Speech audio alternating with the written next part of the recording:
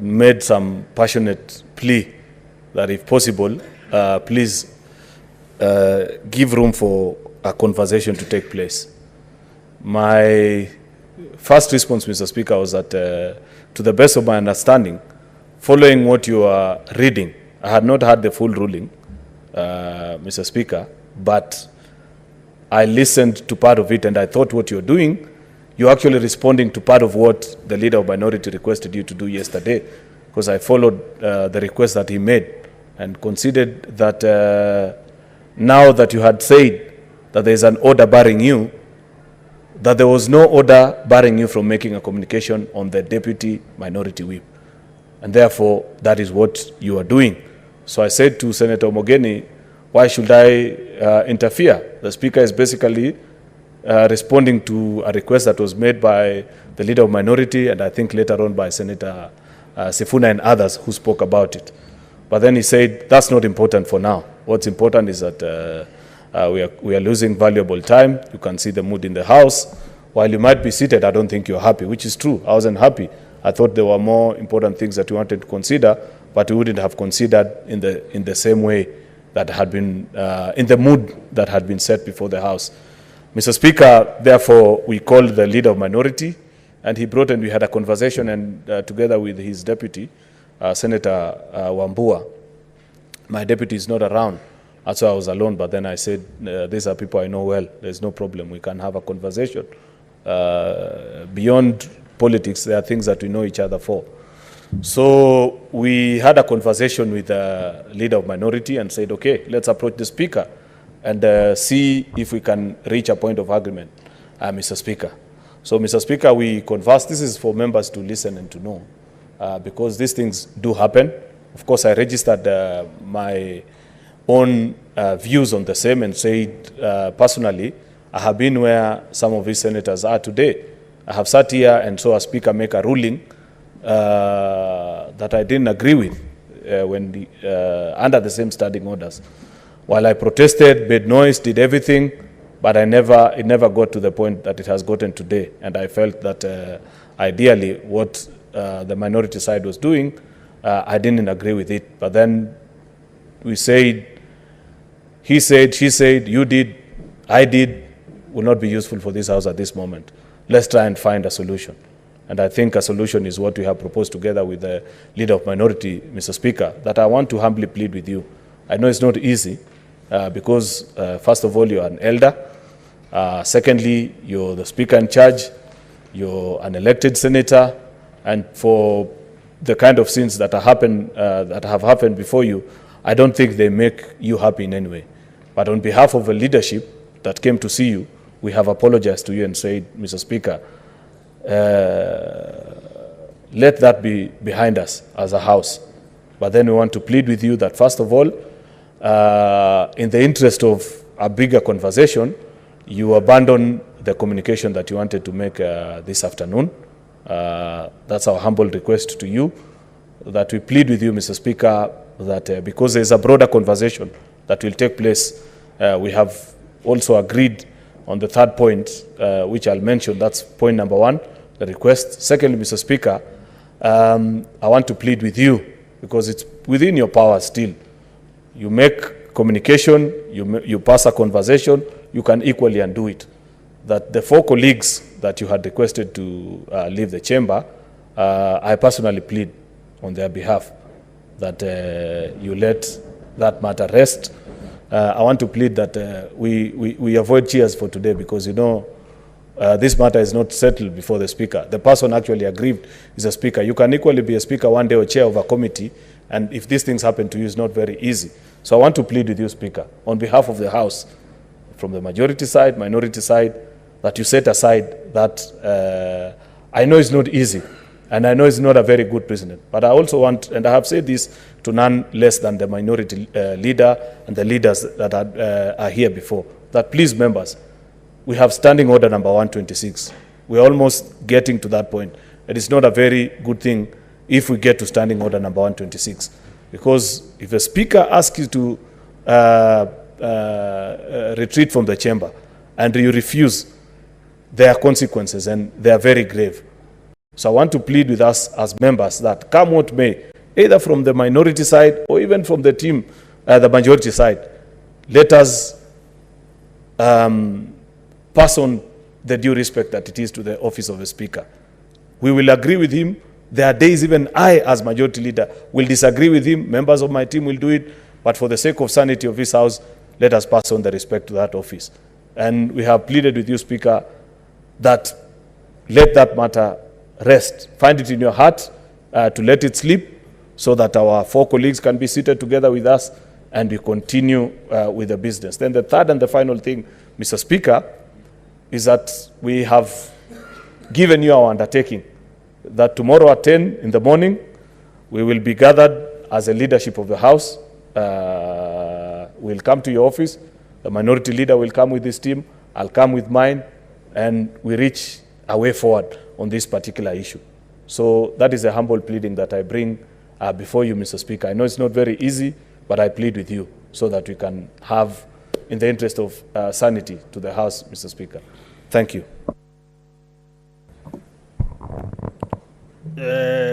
Commissioner Mugeni.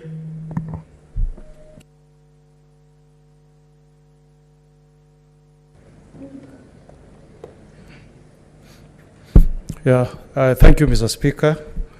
I first want to thank the majority leader, Senator Cheruiyot, for magnanimously agreeing to have a discussion between myself and him with the intention of trying to calm the tension that we have had in the House this afternoon.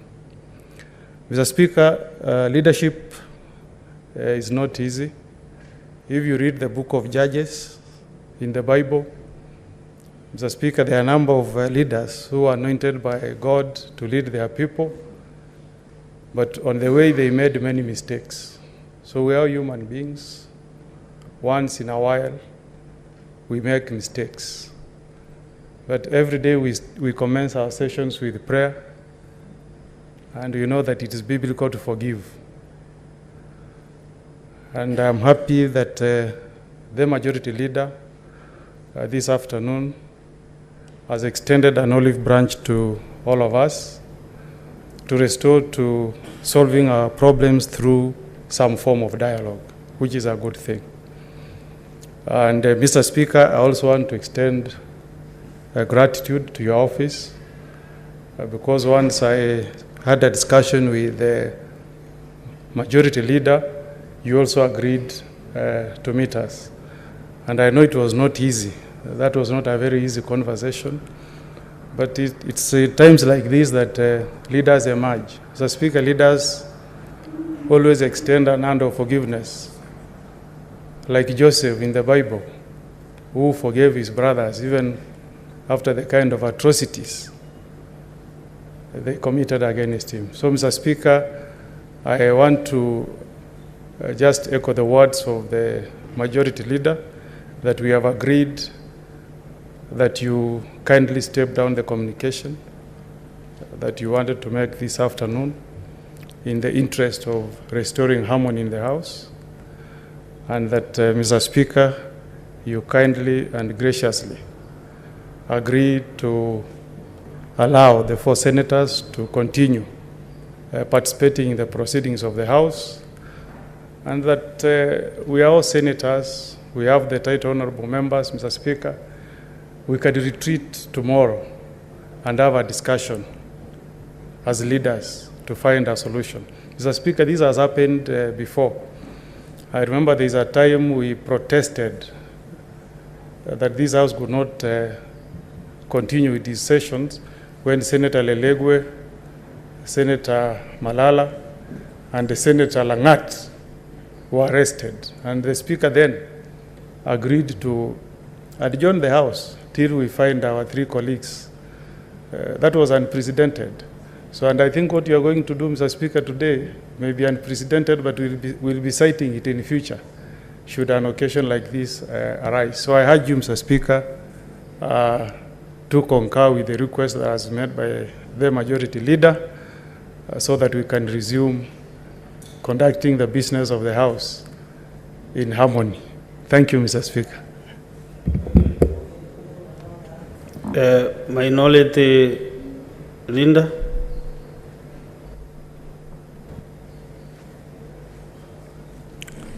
Asante Bwana Spika.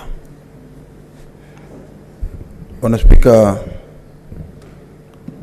kwanza nataka nitoe shukran kwako, kwa ndugu yangu kiongozi wa walio wengi, na pia vile commissioner wetu na naibu wangu, kwa sababu tumekuita na ukakubali ili tuje tukae tuangalie suluhisho liko namna gani. Hilo ni jambo moja ambalo nataka kushukuru sana.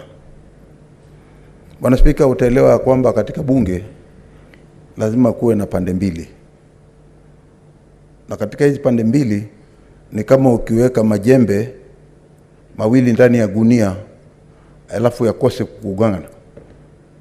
Kawaida ukiweka majembe lazima yagongane.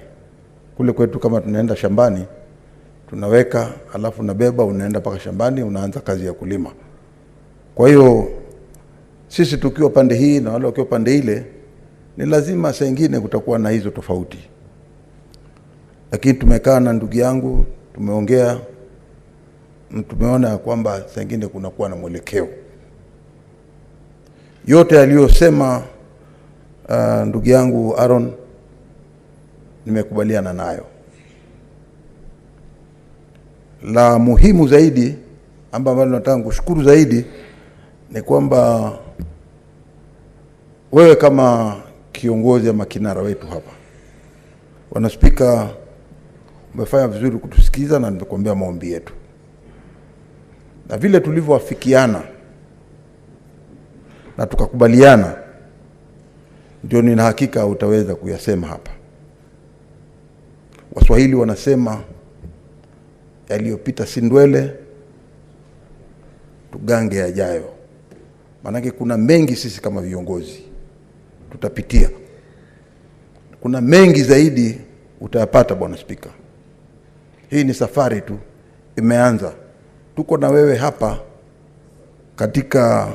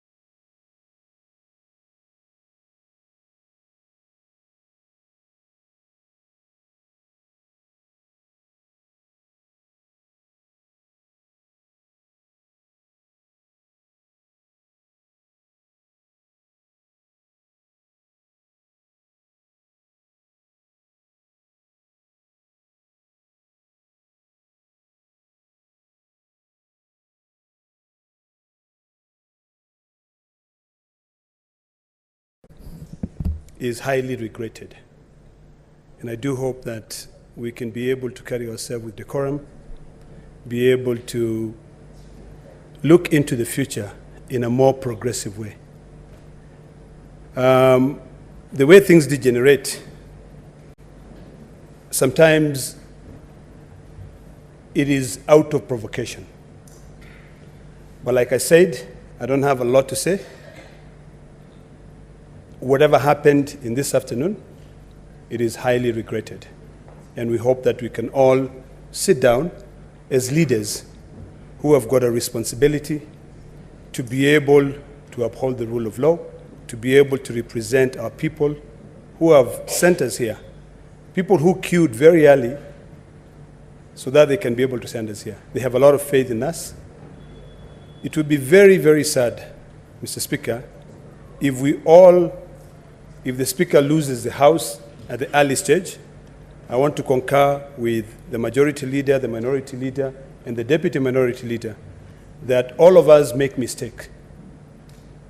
And even in the Maasai community, to make a mistake is not a mistake. To repeat the same mistake over and over, it becomes a mistake. So, Mr. Speaker, I hope that we can put it all behind us. Those actions, on my part, are highly regretted. I thank you, Mr. Speaker.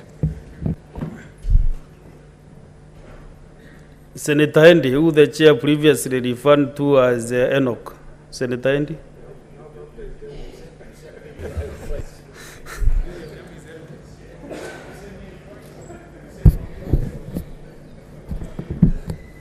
Mr. Speaker, I've learned very late that the chair had requested that I leave the House. And Mr. Speaker, I think that this probably is my 26th sitting in this House since I was elected a senator from Migori County. And Mr. Speaker, I've had privileges, many of them, of contributing in this House before you as chair. And you can probably judge me by my character, apart from the last 2 days that, or rather the last 2 sittings that have been agitated. And I think when I come to this House, Mr. Speaker, I come to this House because I have a responsibility for my people. My people expect me to be able to bring the plight that they are facing. There are people who are going without food in the grassroots because of the high cost of living that we're facing today. There are people in Migori County today who have got their assets like motorcycles that I've spoken about very passionately in this House, who cannot pay the credit that they have.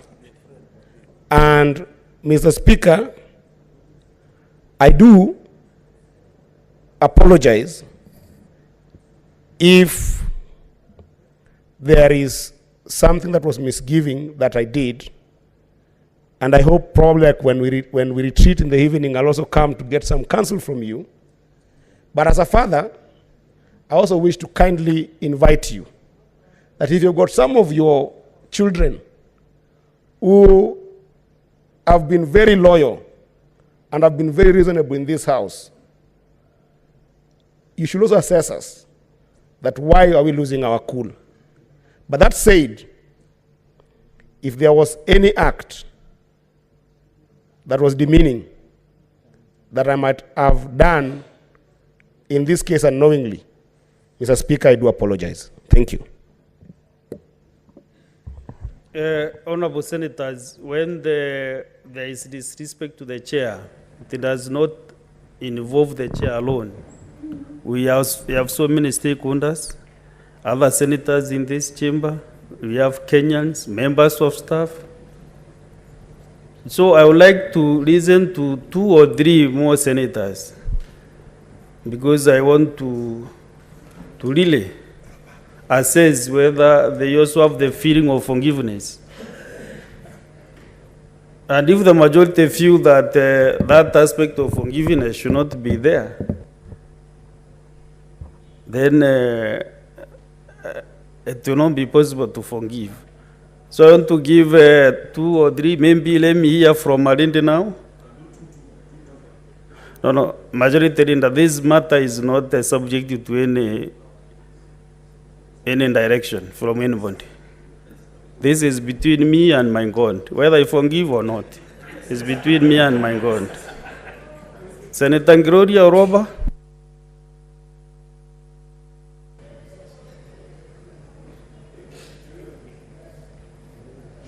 Thank you, Mr. Speaker, for this opportunity. Indeed, what happened this afternoon in this House was the real disgrace, because the chair, the Speaker was actually disrespected. We almost became a marketplace because we were not even following the rules of the House. And I feel as though in the interest of some of us who are specially elected, because we are specially elected, and we are here to push, you know, the business and the agenda of those who we represent, in my case, women, Mr. Speaker, I would say that kindly, if you can find it in your heart, to forgive those who actually disrespected the seat of the Speaker. Because for some of us, like myself, I honestly just want to debate issues that touch on the people who have specially elected me and brought me to this House. And there are girls out there who are bleeding that we need to figure out how to provide sanitary towels for them. My motion is due.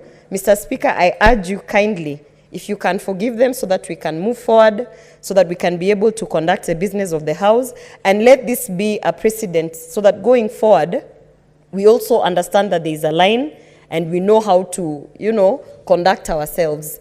As Senator Edwin Sifuna reminded me the other day when I had the small accident, that this is a house of honor, and this is a house that we cannot disgrace. And as a matter of fact, this is a house where we should not picket, and picketing is not allowed in the House.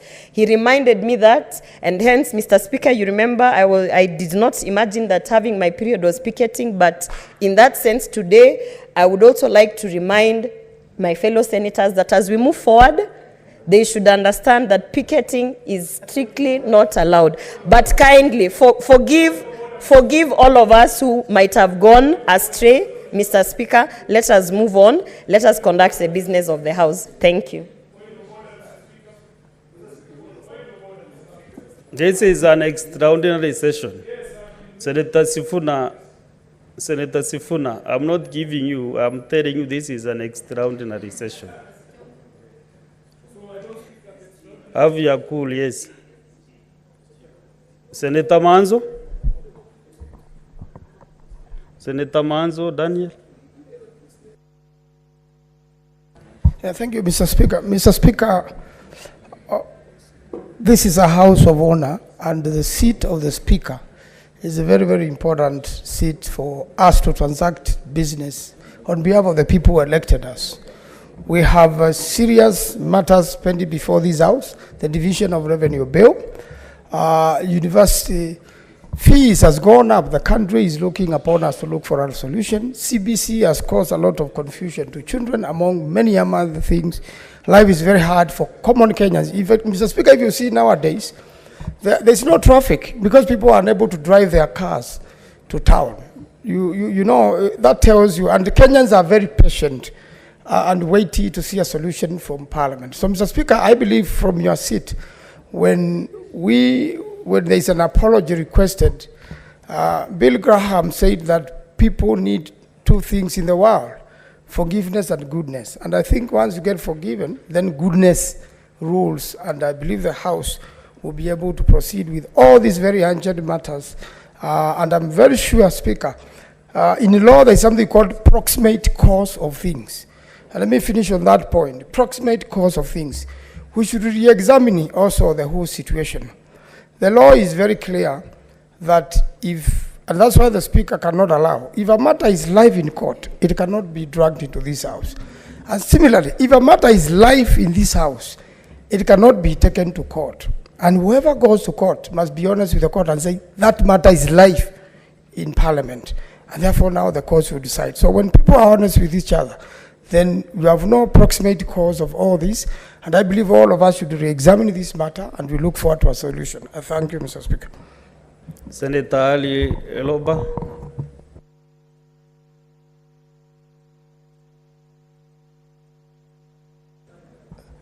Thank you very much, Mr. Speaker. First and foremost, I want to start by extending my sincere appreciation to whoever initiated the discussion of can we talk, and the Senate Majority Leader and our Commissioner in particular, together with the other leaders that joined. I want to extend really sincere, heartfelt appreciation because, and I want to extend, before I give the reason, my also sincere appreciation for you, Mr. Speaker, sir, for accepting to meet with them and discuss this issue, give them the opportunity for them to discuss. And I want to, because I was greatly disturbed, you know, I came to this Senate because I really wanted to get experience of legislation, oversight and representation besides the executive experience I've had. It was a little bit scary what I've seen in the Senate over the last couple of days. And as core principle in Kenya Kwanza, I was a bit puzzled, you know, on what I can say, what I can add. It was a very disturbing situation. And I want to, you know, I stand up now, you know, a bit excited with the opportunity that this situation, the new situation, has provided us. While you are away in the short break, a few ugly scenarios have happened of exchanges that also involve leaders like us to come in. We are extremely mature, responsible leaders, and I believe, unfortunately, we're all politicians, and there are political interests that comes to play from time to time. I want to join the Senate Majority Leader, together with the entire leadership of the minority side who have spoken on this floor.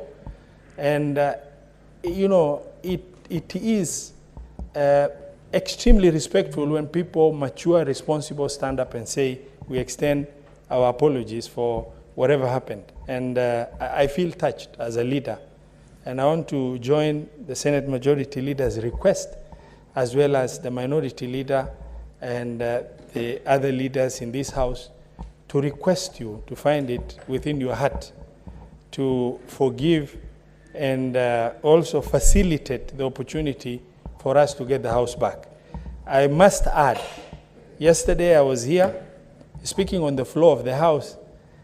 We came here as senators to add value for our counties, to create representation. We had an opportunity, as at yesterday, to release 17.3 billion shilling to our 47 counties, which we lost because we didn't have a quorum.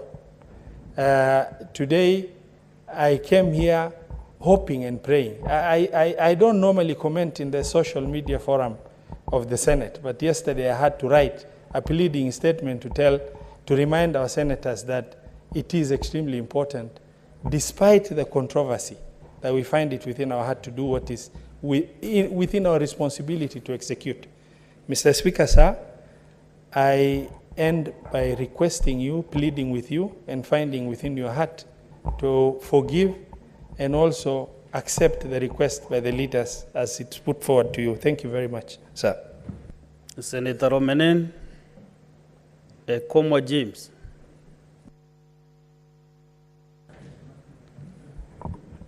Thank you, Mr. Speaker, for this opportunity. Mr. Speaker, I want to quote the scriptures. The Bible says, we have all gotten short of God's glory. No one is holy than God. And because of that, and we are limited human beings, and we are the creation of God. Mr. Speaker, we all bear the prescription of God because we were created by God. Mr. Speaker, I plead to you, Mr. Speaker, you are mature, you are elder, and we will always be here respecting you. Mr. Speaker,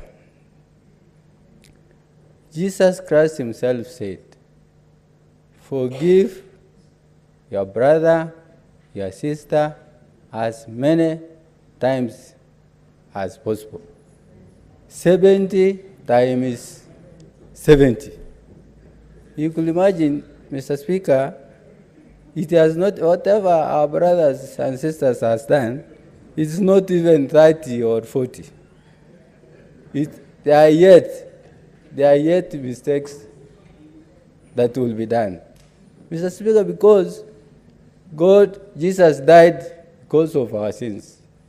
And we have to appeal and to respect Bible for that. Mr. Speaker, the other thing, Mr. Speaker, I just want to touch. In the book of Romans, Bible says, respect the leadership. No leader here who has come here by default. You are the choice of the Lord. And you represent people. Because you respect the people who elected you in this Senate. It is our humble request that all senators who are here has to respect leaders. And Mr. Speaker, the Bible also says when Peter and Jesus and his disciples, when Peter made a mistake of cutting someone's ear, Jesus stopped him, but he did not return the ear. So what I'm saying to our brothers, my colleagues, forgiveness does not remove the consequences of sin. Mr. Speaker, it is true. I know how we have felt. But the reason why Jesus said you have to seek forgiveness, they have sought forgiveness from you, Speaker, and they have gotten the burden, how they organize themselves, and they have felt it. They know the burden, they know the heavy, how it was. Mr. Speaker, I plead to you that please forgive our colleagues. And finally, Mr. Speaker, I know we are all reasonable, we are mature. But tribulations will not stop us from facing tribulations. Sometimes, Mr. Speaker, we are intoxicated by the idols of the marketplace. We pick things in the market. We pick noises from the market. We pick rumors from the market. And we want to confirm it as true. Please, Mr. Speaker, let us differentiate facts from the ideas. I know, Mr. Speaker, whatever we are doing in this house, whatever we are doing in this world, it is a manifestation of the idea. Idea will come first, and then we implement the idea. Mr. Speaker, finally, with due respect, we were together in the National Assembly, and I owe you a lot of respect. Speaker, I know we have standards. We have the citizens of Kenya have given this Senate a contract, and we have to perform that contract by one way or the other. So we are here to glorify the Lord, or we are not here to glorify any other person. We are here to make the will of God be done. Mr. Speaker, I plead, forgive our brothers. In Jesus' name, I say.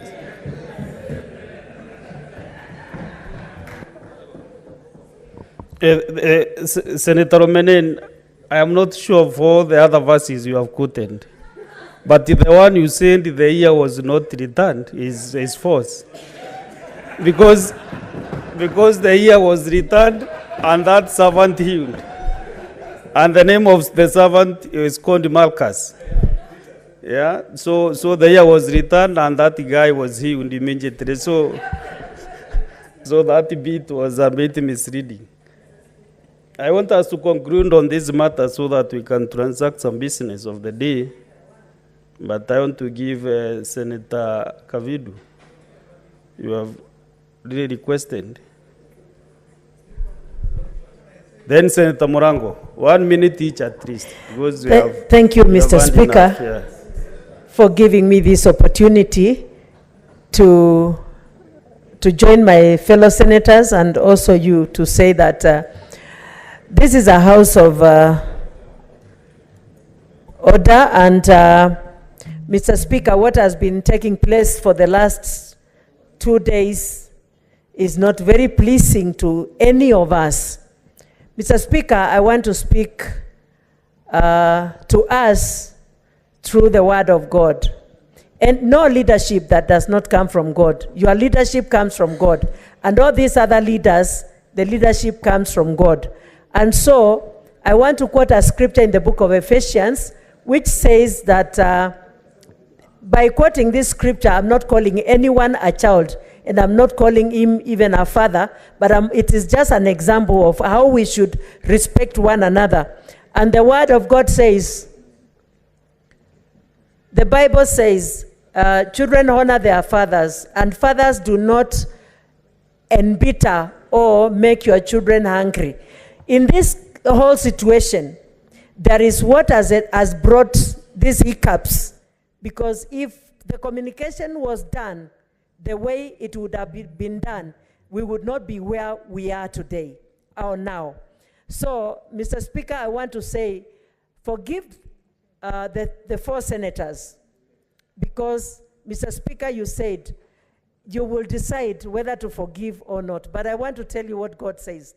In the book of Matthew, chapter 6, verse 14 and 16, the Bible is very clear. It says, forgive men their sins, and God will forgive you your sins.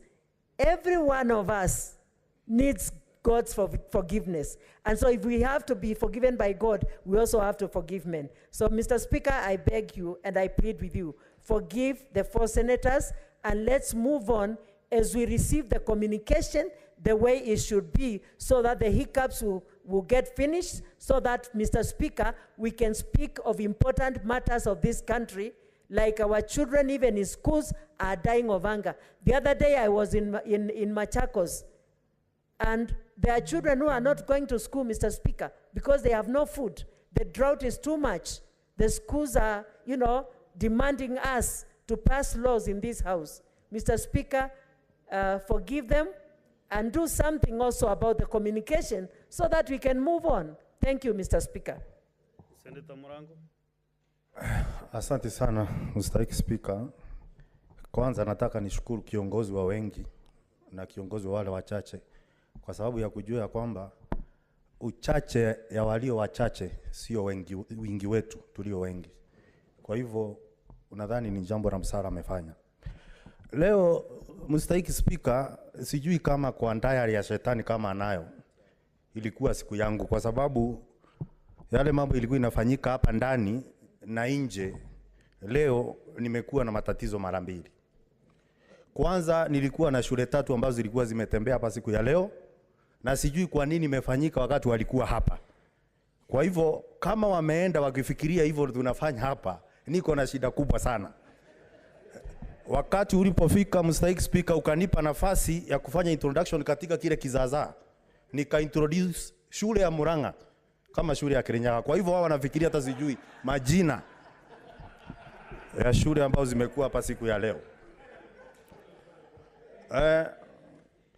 Na mstahiki Speaker, kuna kitambu inaitwa Hekaya za Mbunwasi. Inasema ya kwamba mtego wa panya unaingia waliokuwemo na wasiokuwemo. Leo mtego labda hukuwa wangu, lakini mimi hata kama ni ng'ombe nimeshika katika hiyo mtego, kwa sababu aibu ni kubwa upande wangu kama seneta wa Kirinyaga. Lakini pia kuna mambo ambao tunasoma. Kwa sababu nilipokaa hapa, kama unaangalia mstahiki Speaker, lile kopo la maji linakuanga pale hamna. Maseneta wamekunywa maji sana hapa. Kulikuwa kumechemka. Mimi mwenyewe unaona chupa zangu hapa, na hizi tu ni nusu ya zenye nimekunywa wakati nilikuwa hapa. Na kule nje pia nimefanya hivyo hivyo. Sasa naomba ya kwamba tuweze kwenda mbele kama bunge, na ili tuweze kufanya biashara iliyopo mbele yetu. Kwa sababu hiyo ndio itatuwezesha sisi kama seneta kuonekana kama maseneta. Bahati mbaya ni kwamba wote walikuwa wameenda katika National Assembly wakaishi hapa. Senator Medhu alikuwa amemalizana na wake na Senator Nyutu. Lakini kwa sababu dayari ya shetani ilikuweko, ikawa ilikuwa sasa nizamu ya wale niliokuwa nao. Na wengine walikuwa nje. Wameenda nyumbani kama wamekasirika sana. Kwa hivyo tuende pamoja, na next time wakija kiongozi wa chache nitakufa nafasi ili unitetee kwa wale, kwa sababu leo haikuwa siku nzuri, lakini pia Mungu yuko katika enzi. Asante sana. Senator Sifuna.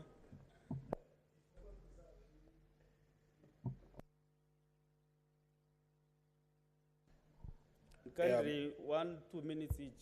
Give me the Mr. Speaker, I can see that Sense is trying to sneak back into this house. I have expressed a lot of frustration, Mr. Speaker, that we are losing the collegiate nature of this house that we experienced in the first session, Mr. Speaker. So I'm very happy that the steps that have been taken by the leadership will be able to address where the rain started beating us on this particular issue as a Senate. And immediately that is addressed, I am sure that we will move on. Mr. Speaker, I just wanted to correct the record, because this is a house of record. The Hansard will show that on the day that Senator Gloria had her incident, I never spoke. I never spoke. And I have tried with all the energy that I have to find as little as possible conversation to have with Senator Gloria. So I don't know where she had me saying those things. So I just want to correct, because it's a house of record, I never spoke on that issue. And I want to encourage all of us to be truthful people, even when you render apologies like the ones we are hearing this afternoon. Let those apologies be truthful and let people mean those apologies. So I'm really wishing the best to the leader of the majority and the minority. Tomorrow when they have that conversation in your office, I hope that by 12 o'clock we will see white smoke, so that we can return to the collegiate nature that had begun to, to develop in the first session. I thank you, Mr. Speaker. Senator Kisang.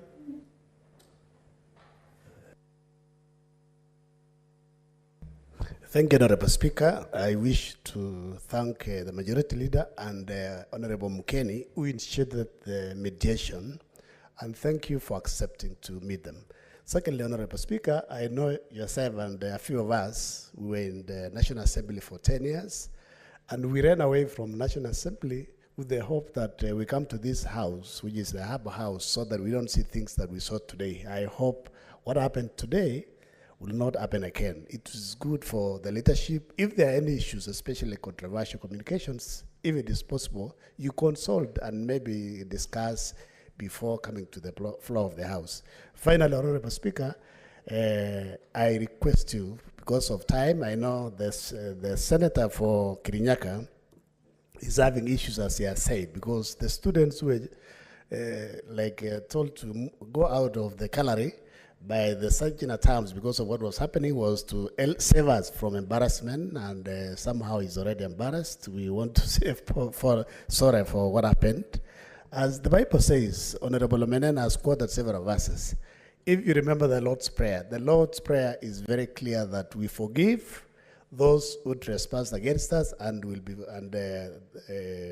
be forgiven. So I ask you, Honorable Speaker, that you forgive, so that we can move on and unlock the 17.5 billion that will go to our counties. Thank you. Least but not the last is Senator Isa Boy Juma.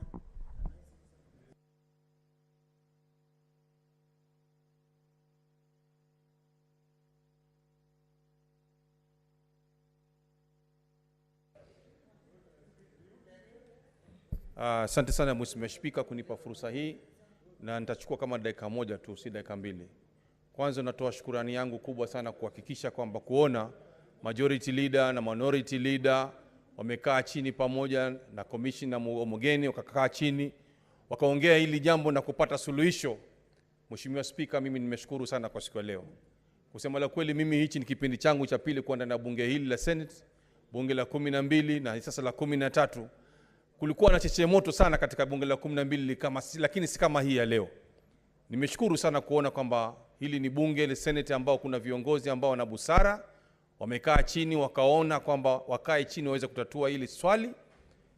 Mimi pia Mheshimiwa Spika, kwa niaba yangu, kwa roho yangu safi, naomba Mheshimiwa Spika, hawa waliozungumza kuomba msamaha urudi nyuma Mheshimiwa Spika, uwasamee tuweze kuendelea na kikao chetu kama cha kawaida. Tuna mengi ambayo tunataka tuwafanyie wananchi wetu wa kaunti zetu sisi. Kwa hivyo Mheshimiwa Spika, sina mengi. Urudishe roho yako nyuma, uwe na imani na Bwana asifiwe, uwasamee. Asante sana Mheshimiwa Spika. Asante sana. Honorable Senators, for sure in our standing orders there is no provision for forgiveness in the standing orders. Because I've been trying to peruse the standing orders, but there is no provision for forgiveness. Actually, after standing order 122, if you are given 3 days away from the precincts of Parliament, the next one is 7 days, and members familiarize yourselves with standing order 126. If you resist to move out and you are even touched by, you are forced to leave, then between 91 days and 150 calendar days, the standing order says you shouldn't be away from the precincts of Parliament. So unless members, we devoke all these penalties, but the chair, because I'm not the only chair, Senator Muma, you're also you are panelist. And next time you'll be here, and I wish also to face you, because you faced me. And other panelists who are here. I am not the only one, we are 5 of us who can present this house as speakers. And I will never wish any other speaker is faced with the similar circumstances that have faced me this afternoon and also 2-3 days ago. The minority signed requested for my communication on the issue pertaining the office of the Deputy Minority Whip. And yesterday I ruled that I will peruse the ruling, I mean the court order from the tribunal, PPDT, and make my ruling. Which I went and I saw for sure the court ruling from the court order from the tribunal, PPDT, did not touch completely on the office of the Deputy Minority Whip. And I was to make that communication. Senator Sifuna came yesterday about that issue very well, eloquently. The minority whip approached me 5 times that I should make that determination yesterday. But I said, let me sleep over it, let me look at the court order or the tribunal order, and then I make the communication. And very honestly, and because it was a straightforward matter, that is what I was to make this afternoon. The office of the Deputy Minority Whip. Now, the minority signed, because when they came in, it's like they knew what I was to communicate. Instead of approaching my office, before I came here, they went for some prayers at the Jeevanjee Gardens, which has no church. So when you came back, actually I almost drained. I drained because of the schools and the visitors that were here. So coming now to face the chair on a matter that we requested a ruling on, for sure it's not good. I've had so many senators. I was approached by the majority leader and Commissioner Mugeni, Senator Mugeni, and then also the minority leader and the deputy minority leader. And now that there is no clear provision in the standing order, I will use the standing order number 1 because it gives the speaker some leeway to make some decisions. But please, next time, it will not be business as usual. If you request any communication, the speaker must give you the communication. The chair must communicate. Unfortunately, maybe the minority side did not know the consequences of such a decision. Because there are some of the officers occupying those positions would get problems even after this session. So please, I really want to say that I will recede my decision, but painfully so. It is very painful indeed. And this should never happen again. No other speaker should give that leeway again, because this is a house of order in the history of the Senate, that a decision mean can be resident. But for the interest of moving forward, because I've been told there is the leadership of both sides, they have requested me for a meeting tomorrow at 10, and I've agreed to that request. So let us discuss. This is not my house as Senator Kabuli Murongo or the chair. This is a house. This is a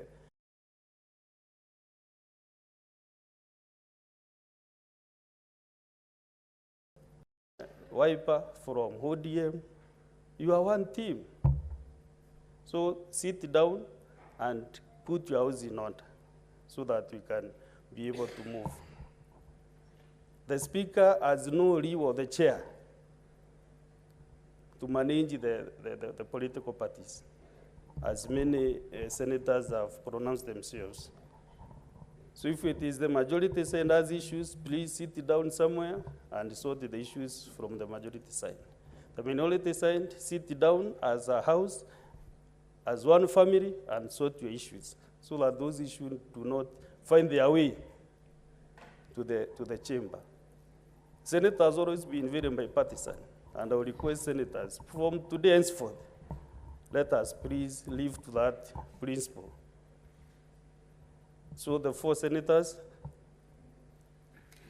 because of the many verses pronounced by Senator, some are true, others we might really also, we must also really get the real scripts. So senators, I have warned you, and I have forgiven the 4 senators. Let us continue with the normal business of this honorable house. I thank you. Next order. Sorry, on the communication. The communication I was making, I actually went almost halfway. If you could have given me 3 more minutes, one of the senators today could be the deputy minority whip, but maybe you have postponed. You continue putting, maybe you have postponed. So my communication has been resident until we sit with the leadership of both houses and agree on the way forward. Next order. Order number 3, messages. Order number 4, petitions. Next order. Next order. Order number 4, petitions. Next order. Oh, there is a petition.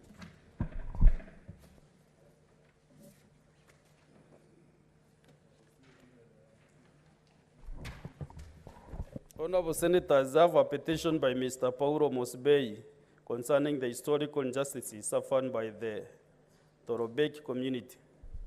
Honorable Senators, I hereby report to the Senate that a petition has been submitted to the Senate by Mr. Paulo Mutembei concerning the historical injustices suffered by the Torobek community.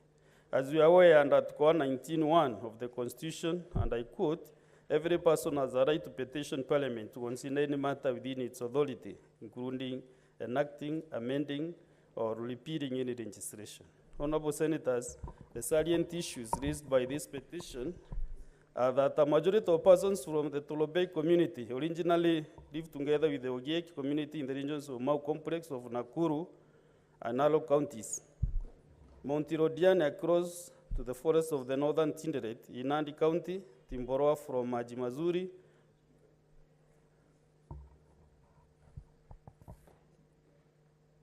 across Rift Valley with some going as far as Kiambu, Nyandarua, Migori, Isiolo, and Bungoma counties. What is it, Senator? Okay.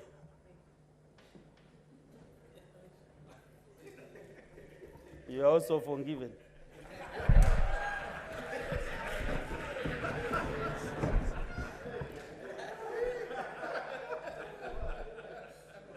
So let me repeat 3A.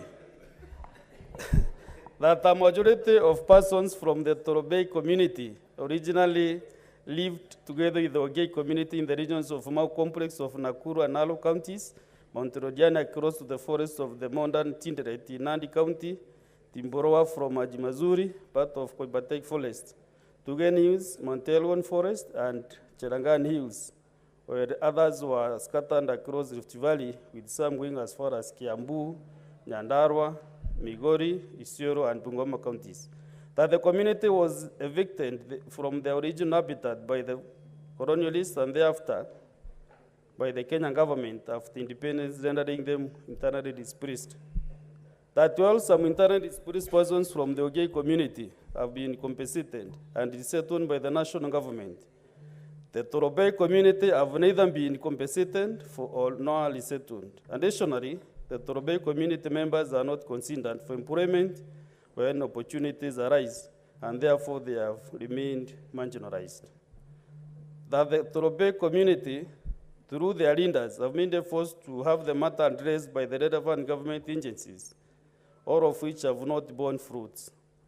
The petitioner therefore prays that the Senate intervenes in this matter with a view to recommending that the Torobei community members be compensated, resettled, and considered for employment when opportunities arise.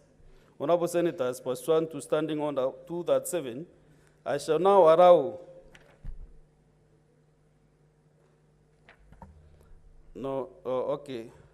Let me, before, I don't want to read that number 5. So, Honorable Senators, pursuant to Standing Order 281, the petition should be committed to the relevant standing committee for its consideration. In this case, I direct the petition be committed to the Standing Committee on Justice, Legal Affairs, and Human Rights.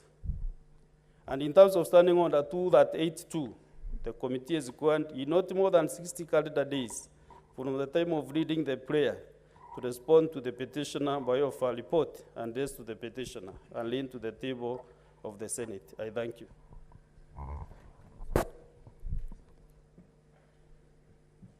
Next one. And because I'm not sure whether the requests are comments. Senator Chute, a moment.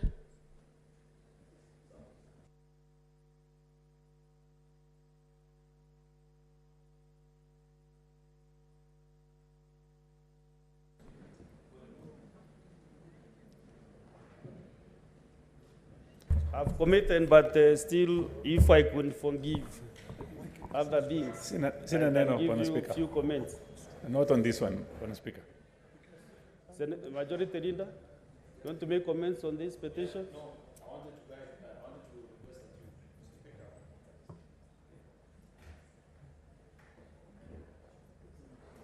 Speaker. It's because of what you had said earlier, Mr. Speaker, so I wanted to request you that you guide the House.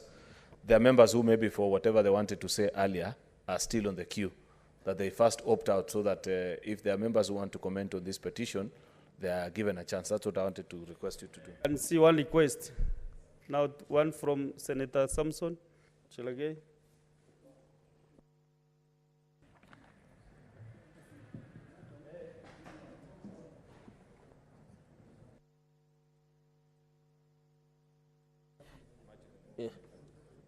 On now. Thank you, Mr. Speaker. I want to congratulate the petitioner who has brought that petition to the Republic of Senate. I think that issue, when these people have been disenfranchised, Mr. Speaker, as you are aware, this is a human rights issue where they must be compensated. Mr. Speaker, when you look at the role of National Land Commission and Article 67, it talks that to initiate investigations or on its own initiative or on a complaint into present or historical land injustices and recommend appropriate measures. Mr. Speaker, when you look at the role of National Land Commission, they are supposed to assist, and I think the Committee on Human Rights, Justice, Legal Affairs and Human Rights, is that these people have been disfranchised for long.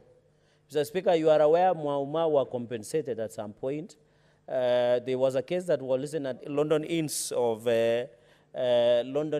the US, Mr. Speaker. We have also adopted in the last session an historical injustices against the Talai, Mr. Speaker. And from where you sit, even your behavior, you are looking like a Talai. So all those issues, Mr. Speaker, that report was adopted and Mr. Speaker, that report was adopted. Is your point of order, Senator Kenyu?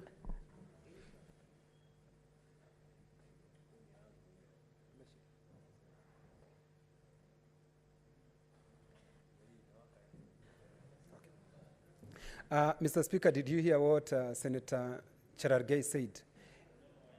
He said you look like Telai, and unless he describes who those people are. And I wanted him to clarify so that it can be on record that he said Mau were compensated. Mr. Speaker, it will be better if he said some of them, Mr. Speaker, because there are some who have not been compensated up to date. By him saying that... What did he say I look like? You look like... Because that was the point of order. Yes, he said you look like a Telai, so I wanted him to explain what is that. Is he also one? Because I can see he has a round face like me, he is a bit stout like me, so is he also one? He must describe first who are those people so that at least we would know, Mr. Speaker. So that we can through the dichotomous scheme, we can tell whether he is one of them or you are one of them. He lacks is only the wisdom from the gray hair.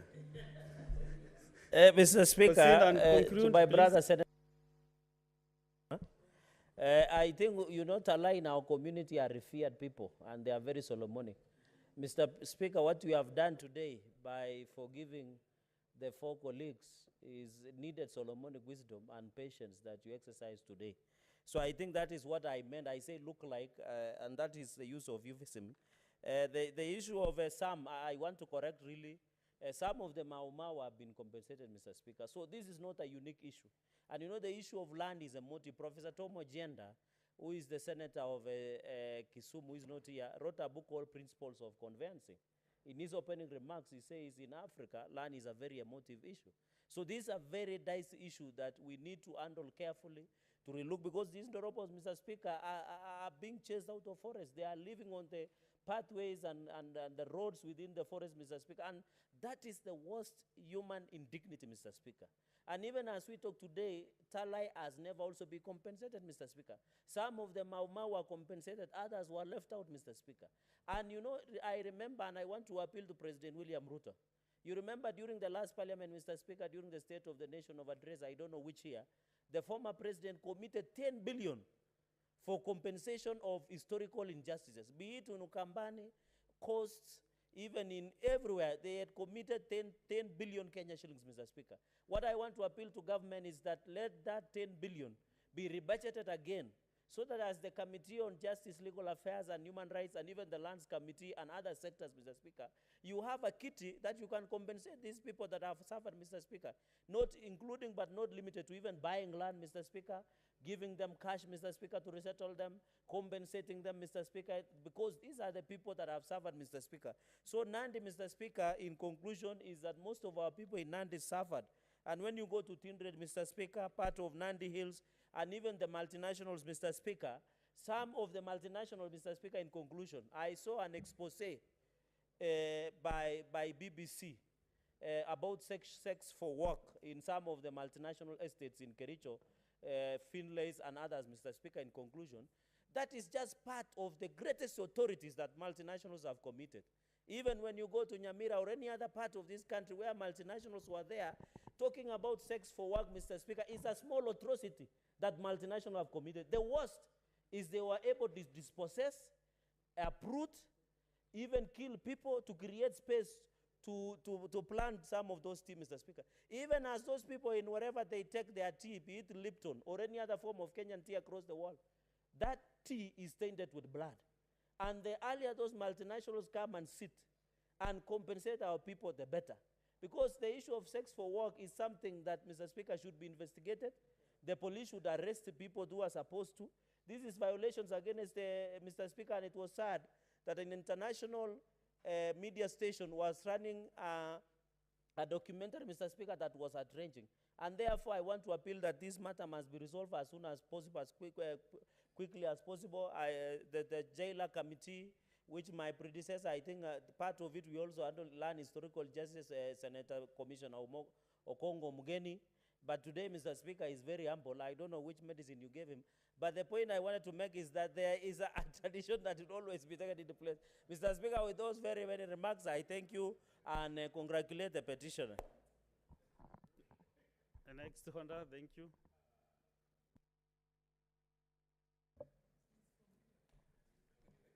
Order number 5, papers. Majority Whip.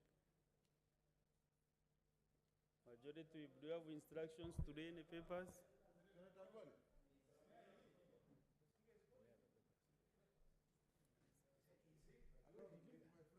But he has forgiven. Majority Leader.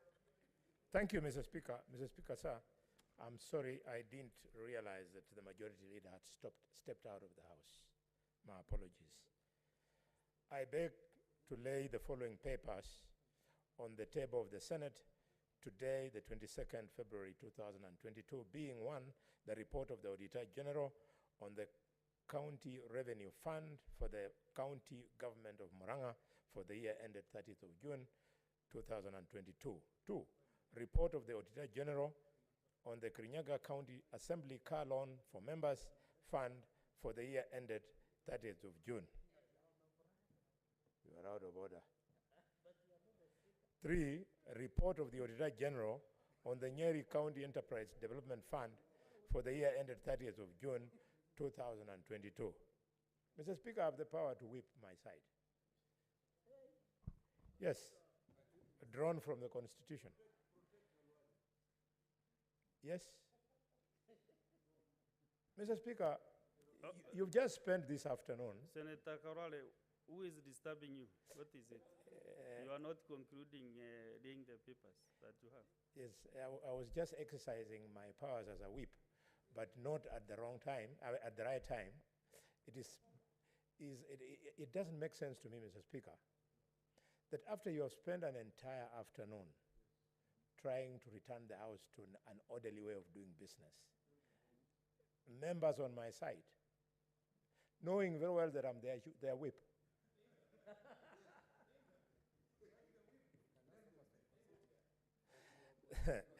Senator Kinyua and Senator Cherargei, this is the house of Josiah Mwangi Kariuki. He paid with his life. This is the house of Robert Ouko. He paid with his life. This is the house of Tony Ndelinge. He paid with his life. You might be thinking you're in a small place. Number 4, Mr. Speaker, being the report of the Auditor General on the Nyandarua County Assembly for Members' Car Loan and Mortgage Scheme Fund for the year ended 30th of June 2022. Mr. Speaker, sir, I thank you and I lay the Senator papers. Kinyua, what is out of order? Mr. Speaker, am I safe? No, Mr. Speaker. No. I have been given. No. Mr. Speaker, the reason you threw some people out of this house, now I understand. Because they're telling me I'm out of order. You are the only person who can rule me whether I'm out of order. And because you give me this opportunity, Mr. Speaker, my whip, Mr. Speaker, mentioned people who passed away. And he put my name between those people and Cherargei. So, Mr. Speaker, today I don't know. So I'm asking whether I'm safe, Mr. Speaker, you protect me. Or he can substantiate what he meant, Mr. Speaker, because I don't know whether I'm safe. I don't know whether, because I thought, Mr. Speaker, he wanted to mention, when he meant karaoke, I thought he was to speak about Gigi Karaoke, who is from Laikipia County. But now he mentioned people who died mysteriously, Mr. Speaker. So and he put me in that list, Mr. Speaker. So I'm scared, Mr. Speaker. Maybe he can substantiate what he means. Okay, next order. Order number 6, notices of motion. Next order. Order number 7, statements. Yeah, we have a series of statements. We start with Senator Enoch Wambua.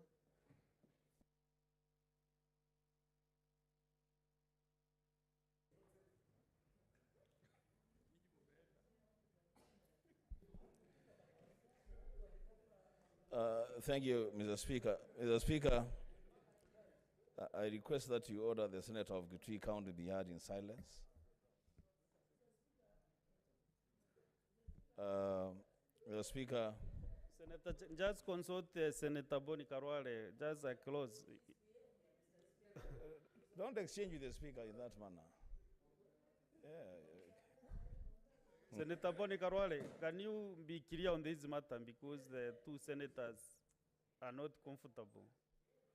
They're already traumatized.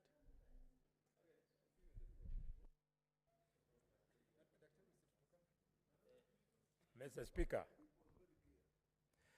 Speaker, you conspicuously noticed that when you are being requested to retract your statement which you had read midway, and when members were requesting for apologies, I did not request to speak. We are losing it.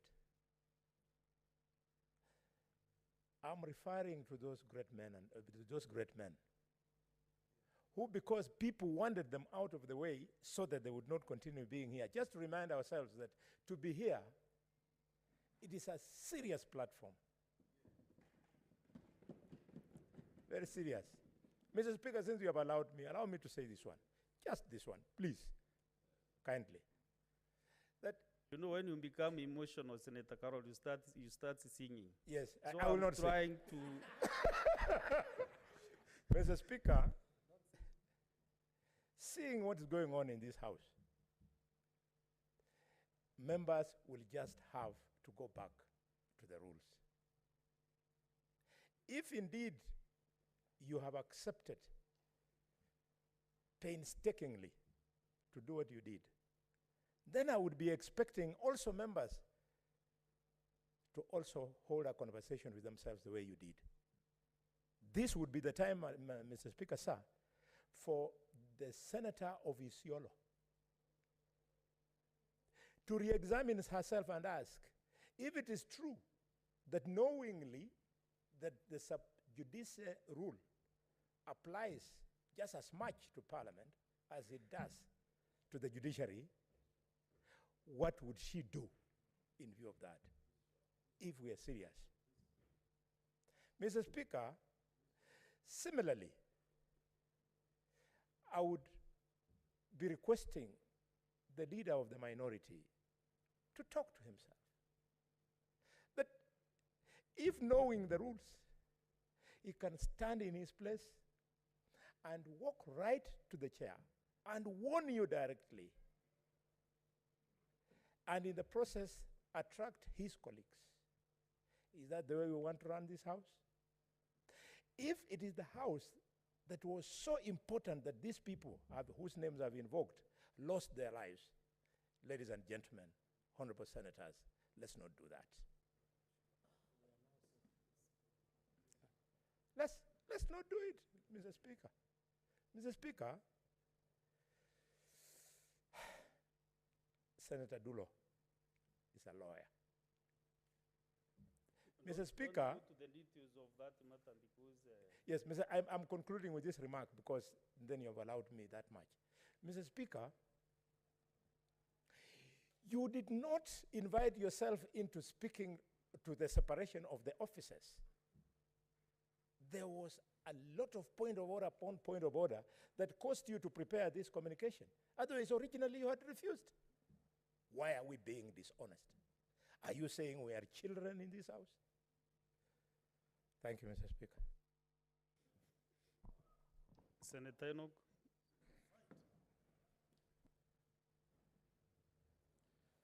All I can say that is very deep. The Speaker, I rise pursuant to Standing Order 53-1 to seek a statement from the Standing Committee on Land, Environment and Natural Resources on the afforestation program in arid and semi-arid lands. In the statement, the committee should, 1, expound on the national government policy for afforestation in arid and semi-arid land areas with regard to the realization of the set minimum 10% forest cover in the country as provided for in the Constitution. 2, state the current national forest cover, noting efforts by the Kenya Forest Research Institute, KEFRI, that were intended at raising the forest cover to 10% by 2022 in line with the National Forest Program. Number 3, inform the Senate how many trees have been planted since the launch of the afforestation initiative by the government in 2018 against the intended target of 1.8 billion trees. Number 4, spell out the strategic interventions put in place by government to produce 1.8 billion quality and sustainable tree seedlings for purposes of increasing the tree cover. Number 5, the Speaker, elucidate on the actions being taken by the government to increase public awareness, education, and sensitization on tree growing across the country. And lastly, number 6, elaborate on the measures put in place by the government to ensure that Kenyans benefit from carbon credits through the afforestation initiatives being undertaken across the country. I thank you, Mr. Speaker.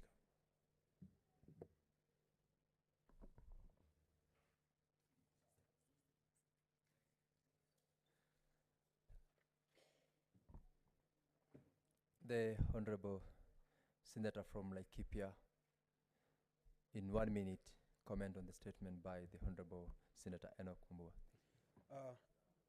Asante sana Bwana Spika kunipa fursa hii.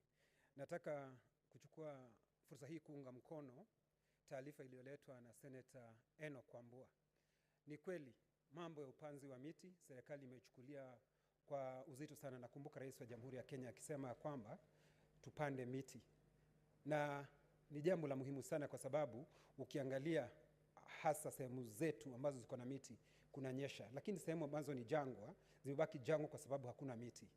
Bwana Spika, ninapoongea ukitembelea sehemu ya Laikipia, hasa pale panaitwa Igwameti, mahali Laikipia University iko, ni jambo la kuvunja moyo sana kwa sababu pale katika chuo kikuu kazi wanayofanya ni kukata miti usiku na mchana, Bwana Spika, bila kuzingatia kuendelea vile ambavyo seneta wa Kitui alivyosema, Senator Wambua, vile ambavyo tunaendelea kupanda miti.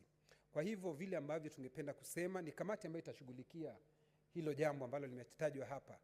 Waangalie sio tu sehemu zile seneta alizotaja, washughulikie mpaka sehemu za Laikipia, hasa Laikipia University, kwa sababu hapo ndiko kuna shida kubwa, wanakata miti kiholela na wapandi miti, Bwana Spika. Kwa hivyo naunga mkono taarifa iliyotolewa na nataka kumwambia Senator Wambua ambaye ni kiongozi wa wachache, naibu wa kiongozi wa wachache katika bunge, serikali ya Kenya Kwanza imejitolea mhanga kufa kupanda miti, na ni kweli mimi najua kwa sababu waziri anayehusika tumekuwa na yeye Laikipia, na tumeamua tutapanda miti na tayari tuko na miche karibu 3 milioni pale Laikipia. Kwa hivyo tunaongoza kutoka mbele, na watu wa Kitui wakitaka tutawasaidia na hiyo miche. Asante Bwana Spika. Thank you, Honorable Senator. Senator James Maruma Mwashushwe. Yeah, thank you, Mr. Speaker, for this opportunity to comment and ride on the statement by Senator Enoch Wambua about afforestation and the regeneration of our forests. It's a very important statement, given that most of the areas that had a lot of rainfall, had a lot of water, now have dried up. Where I come from, Mr. Speaker, a place called Undanyi, we used to have springs in Undanyi. But now what we are seeing is desertification. What we are seeing now is people being supplied water using water boozers. So I think it's a very important statement. And what we'd be wanting to see from the government of Kenya Kwanza is implementation. Because you can have very good programs and projects, but the implementation is the problem. Kenya Kwanza estimated that they would plant 5 billion trees in 5 years. In that estimation, then would have about 1 billion trees in 1 year. So out of 47 counties, 1 billion trees, they would be expecting to have a supply of 100 million trees per county. I'm yet to see the 100 million trees in my county. So what I would be begging the Kenya Kwanza government is to supply the trees, walk the talk, because climate change is real.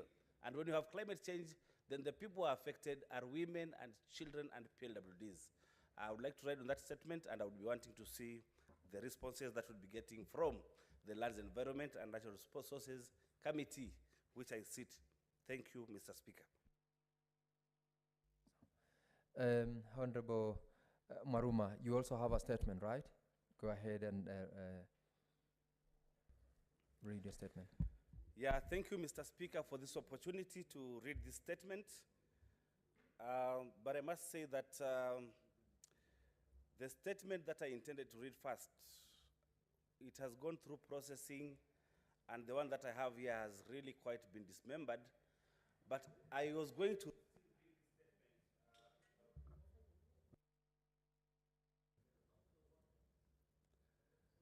still going to bring this statement, but was dismembered through the time of processing.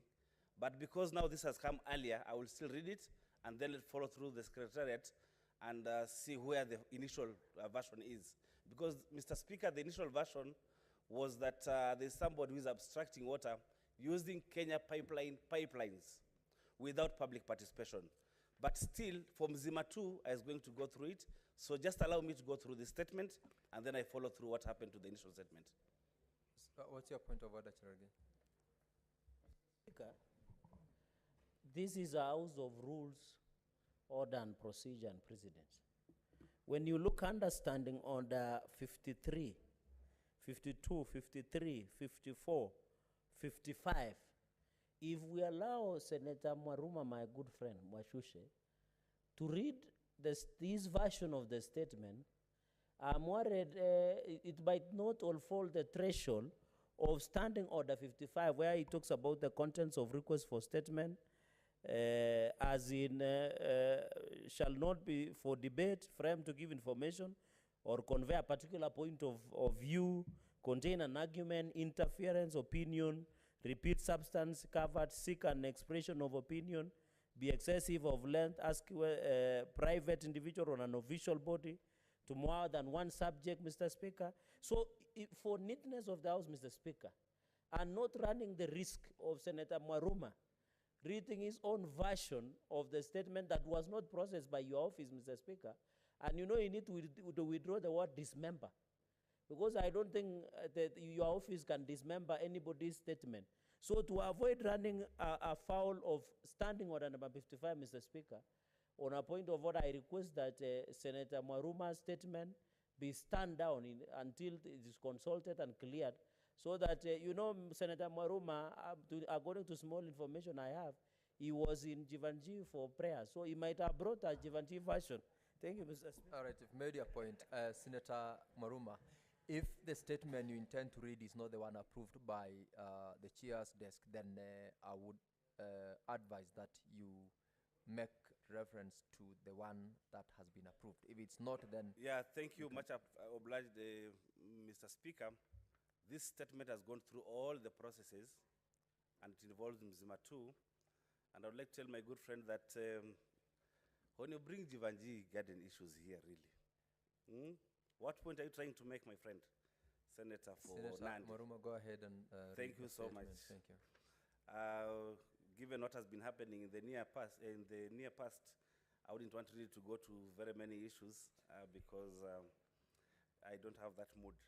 Now, Mr. Speaker, I rise pursuant to Standing Order 53-1 to seek a statement from the Standing Committee on Land, Environment and Natural Resources regarding the Mzima Water Abstraction Project in Taita Taveta County. In the statement, the committee should, one, inform the Senate of the anticipated volume of water to be abstracted daily, stating the amount of water that will be shared across the counties that will benefit from the Mzima Water Abstraction Project. Two, provide the concept note, feasibility study, approvals for abstraction of water from the government and its agencies, and a list of the project beneficiaries, as well as evidence of public participation. Three, state why Taita Taveta County is not listed to benefit from the Mzima Water Abstraction Project, despite being the host county. Four, state the cost of implementation of the Water Abstraction Project to completion, stating the sources of funding. And five, state whether disputes between the community and the Mzima Water Abstraction Project owners regarding implementation of the project have been resolved ahead of commencement of the project, and if not, halt the project until the disputes are resolved. I thank you, Mr. Speaker. Thank you very much, Senator. If there are members who want to comment on the statement, I'll allow one, if any. If there is none, I'll call upon Senator Chute to read his statement. Mohammed Chute, to seek a statement from the Standing Committee on Health concerning the status of construction of a medical training college in Saku constituency, Marsabit County. Thank you, Mr. Speaker. I have a statement on the construction status of Level 4 Hospital in Sololo Town of Marsabit County. Mr. Speaker, sir, I rise pursuant to Standing Order 53-1 to seek a statement from the Standing Committee on Health on the construction status of a Level 4 hospital in Sololo Town of Marsabit County.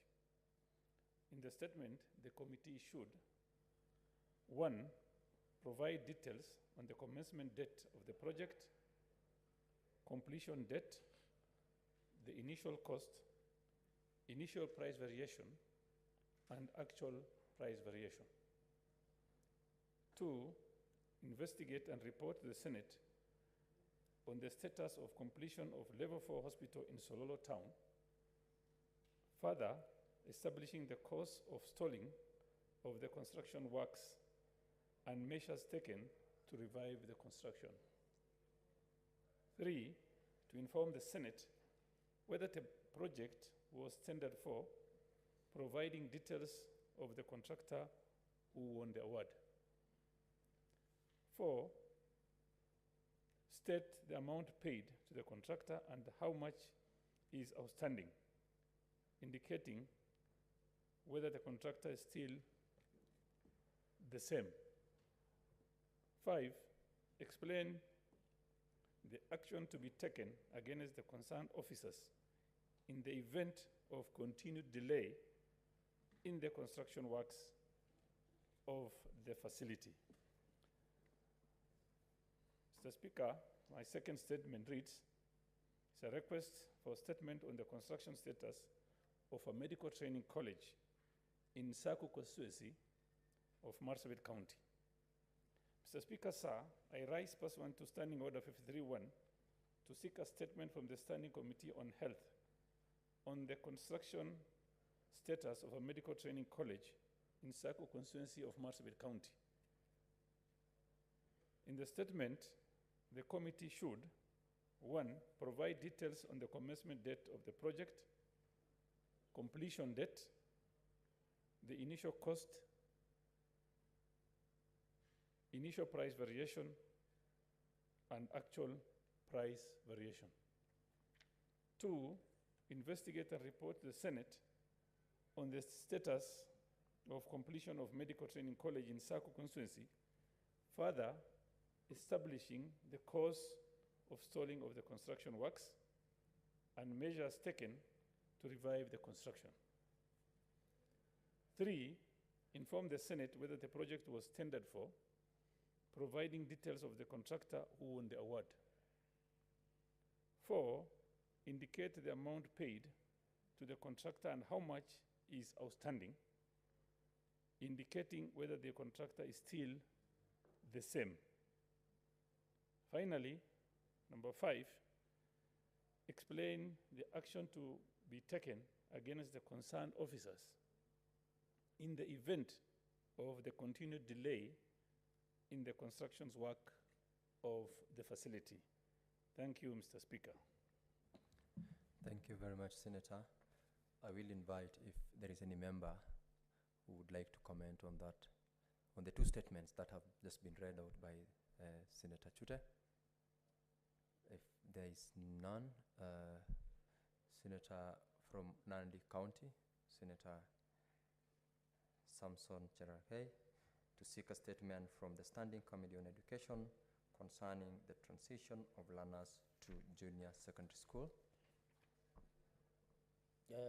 Thank you, Mr. Speaker, and I have two statements. I hope you'll allow me to read them concurrently so that I don't need to come back. So my first statement is on the request for statement on the transition of learners to junior secondary school. Mr. Speaker, sir, I rise pursuant to Standing Order 53-1 to seek a statement from the Standing Committee on Education on the state of transition of learners to junior secondary school. In the statement, the committee should, 1, appraise the Senate on the number of pupils who have transitioned to the junior secondary school, stating the challenges being faced by the Ministry of Education in ensuring 100% transition of pupils to junior secondary schools across the country. Number 2, explain the current state of learning in junior secondary schools, including the development and extent of rollout and coverage of the junior secondary school curriculum, listing the subjects taught. Number 3, inform the Senate on the process of book distribution to public junior secondary schools across the country, indicating whether the accredited private schools have the approved books and are offering the approved syllabus in their private schools. Number 4, state what happens to junior secondary schools classrooms that were built in secondary schools, noting that the government's directive to have junior secondary schools is now domiciled in primary schools. Number 5th, Mr. Speaker, sir, disclose the total number of contractors engaged in the construction of the new junior secondary school blocks, identify those who have been paid, and the amount owed to the remaining contractors across the country. Number 6, Mr. Speaker, sir, state the total number of teachers recruited and deployed to junior secondary school and the current deficit across the country. And the 5th and the last, Mr. Speaker, ascertain if the new directive to ban boarding schools has been implemented, indicating whether junior secondary school will also be affected. Mr. Speaker, with your indulgence, my second statement, request for statement on the current drought in Kenya. Mr. Speaker, sir, I raise pursuant to Standing Order 53-1 to seek a statement from the Standing Committee of National Security, Defense and Foreign Relations on the current drought ravaging first regions of the country, Mr. Speaker. In the statement, the committee should, 1, spell out the strategic interventions put in place in the Ministry of East Africa, Assad and semi-arid areas, and regional development to combat Kenya worsening drought situation in the recent times. Number 2, Mr. Speaker, explain the strategy adopted by the National Steering Committee on Drought Response to achieve its objective of raising funds and collecting and distributing food rations to the over 6 million Kenyans across the country affected by the drought countrywide, inclusive of the livestock, Mr. Speaker. Number 3, state the amount of funds raised by the National Steering Committee on Drought Response to mitigate the effects of drought in the country, as well as the accountability measures put in place to prevent wastage, privilege of the said funds that has been collected, Mr. Speaker.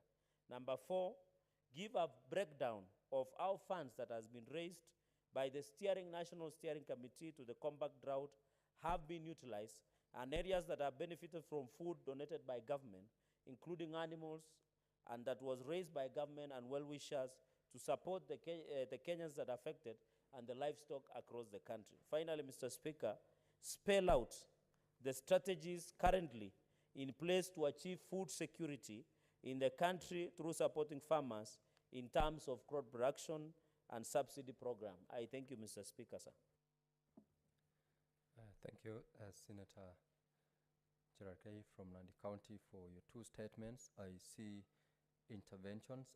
Senator Beatrice, what is intervention?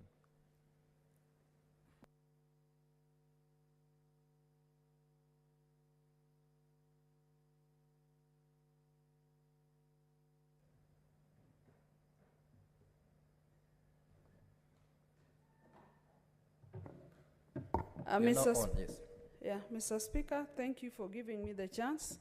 I just wanted to add my voice to the statement that has been given by the Senator for Nandi, and especially on the issue of the junior secondary school, Mr. Speaker. Mr. Speaker, what the Senators raised are real pendant issues out with the public.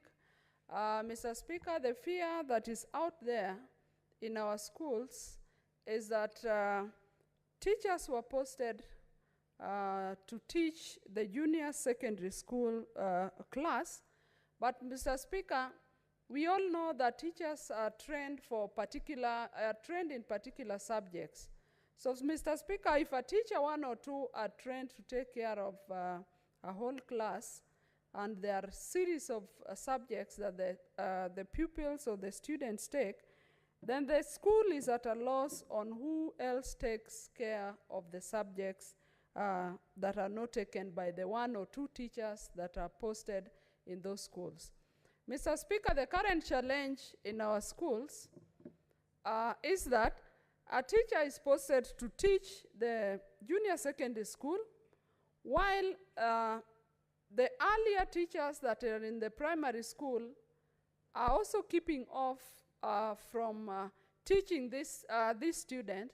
So that leaves a gap in the teaching of these students. Mr. Speaker, that means that in a number of our schools, these pupils have not been attended to. Currently, the schools are waiting for the government to give direction, and so I want to support that these concerns that the Senator of Nandi has raised must be responded to by the committee that, Mr. Speaker, you're going to commit this statement to.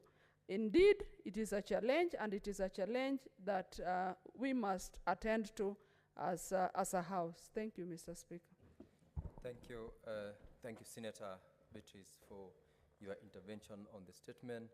I see the distinguished chairperson of the Education Committee, Senator Joe Newtu. Thank you, Mr. Speaker. I rise in my capacity as Senator from Murang'a and as Chair Education Committee in the Senate. And I think I want to join Senator Jeevanjee in outlining the challenges that we have with transition to junior secondary school.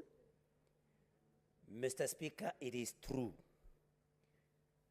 We have a crisis. And this crisis, Mr. Speaker, has come because up to and until December of last year, Mr. Speaker, every one of us knew that junior secondary school was going to be domiciled in secondary schools. But Mr. Speaker, following the recommendations by the Presidential Working Party on educational reforms, it was the very strong feeling of many parents and many stakeholders that learners at grade 6 were too young to join secondary school and be in the same place or the same school with some other elder learners who could be even about 20 years old. And Mr. Speaker, as you are aware, His Excellency the President directed then that junior secondary school be domiciled in primary schools, which of course caught primary schools off guard, because the curriculum that junior secondary school is giving, Mr. Speaker, is secondary school curriculum. Primary school teachers are not trained to handle secondary school curriculum, Mr. Speaker. And so there is a challenge. But Mr. Speaker, I want to assure you that last week, during an induction training of my committee in Naivasha, we invited the CEO of TSC, Dr. Nancy Macharia. And she outlined a few things that she's doing with her commission, Mr. Speaker, to see to it that this challenge is addressed. And one of the things that is being done, even without responding to Senator Cherargei's issue now, is that there are teachers, Mr. Speaker, that were teaching in secondary schools before, especially diploma holders, and who have been now mapped and are being posted to junior secondary school in primary school. They are already teaching in primary school. And Mr. Speaker, there are also very many other primary school teachers or P1 teachers that have studied, especially through the model of school-based, curriculum at the university. And so we have very many graduate teachers in primary school. And these are the teachers that the TSC CEO says are being mapped to be posted to handle this secondary school curriculum that is being offered by junior secondary school, Mr. Speaker. The other thing that I want to maybe join Senator Cherargei in, even as maybe you consider referring this particular statement to my committee, is that yes, we have challenges. Because this year, we have only one cohort in junior secondary school, that is grade 7. Next year, we will have 2, Mr. Speaker. So we will have grade 7 and grade 8. Next year, but one, Mr. Speaker, we will have 3 cohorts, grade 7, 8, and 9. That will be like a complete secondary school, Mr. Speaker, in primary school. And so I think I want to call on government and the TSC, Mr. Speaker, government to allocate more resources to TSC, because we must recruit teachers trained to handle secondary school curriculum in big numbers, Mr. Speaker. And you know, they say that if you do not plan, if you fail to plan, you are planning to fail. Mr. Speaker, we should not plan to fail. We should plan well in advance, Mr. Speaker. I also want to comment on the second statement that the Senator Cherargei made about drought in the country, Mr. Speaker. And I think this is something that we have been talking about in my committee, because the other time we invited the CS to come and shed light on school feeding program, Mr. Speaker. And it was a feeling of very many members in the Committee of Education that we need to look at what to relook or to look afresh at what we call assaults, Mr. Speaker. Talking about Murang'a County has no area classified under assault, but we have a very dry area, Mr. Speaker, that should be classified as assault. An area called Kakuzi, part of Makuyu Ward, Kakuzi Ward, Idhanga Ward, Mr. Speaker, and some part of Biri Ward. And so we are saying, or I'm supporting Senator Cherargei, that we should see what we should do or we can do to mitigate the effects of drought, not only in assaults, but also in some other counties where everybody else thinks that they are comfortable, but where there are some areas, specific areas in some counties that are suffering from this drought, Mr. Speaker. And so, Mr. Speaker, I rise to support the petitions made by Senator Cherargei. Thank you very much. Thank you, Senator Nyotu. I have been magnanimous in permitting you to take more time to make your comments because you're the chairperson of the committee.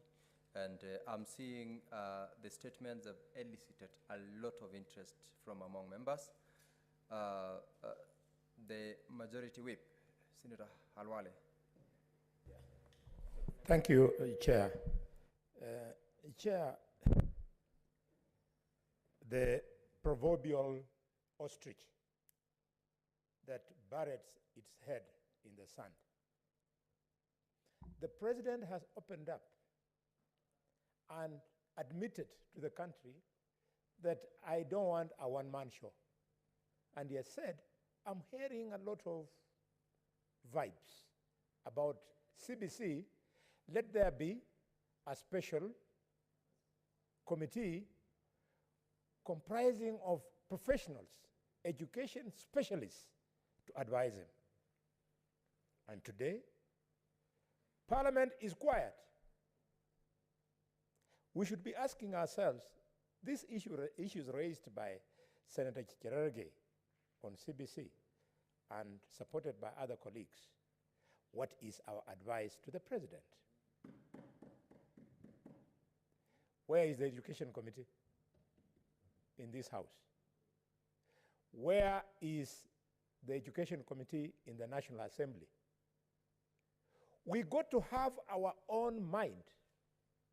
And unlike those professionals who get reports from the elites who go to their boardrooms in their meetings when they are invited, even for public participation, we as elected people, we are accessed by the real parents of the hustler children. So we should carry that information to the president. What am I saying? I'm saying that the difference between CBC and what it is replacing, it is about what choice would you prefer to develop. CBC wants to base development on competence. And the old system is basing it on development of knowledge. So what should come first? If indeed we are true to the nation, competence cannot precede knowledge. A person you want to teach competence should have some basic knowledge of science if you want to make them competent in a science-based sector.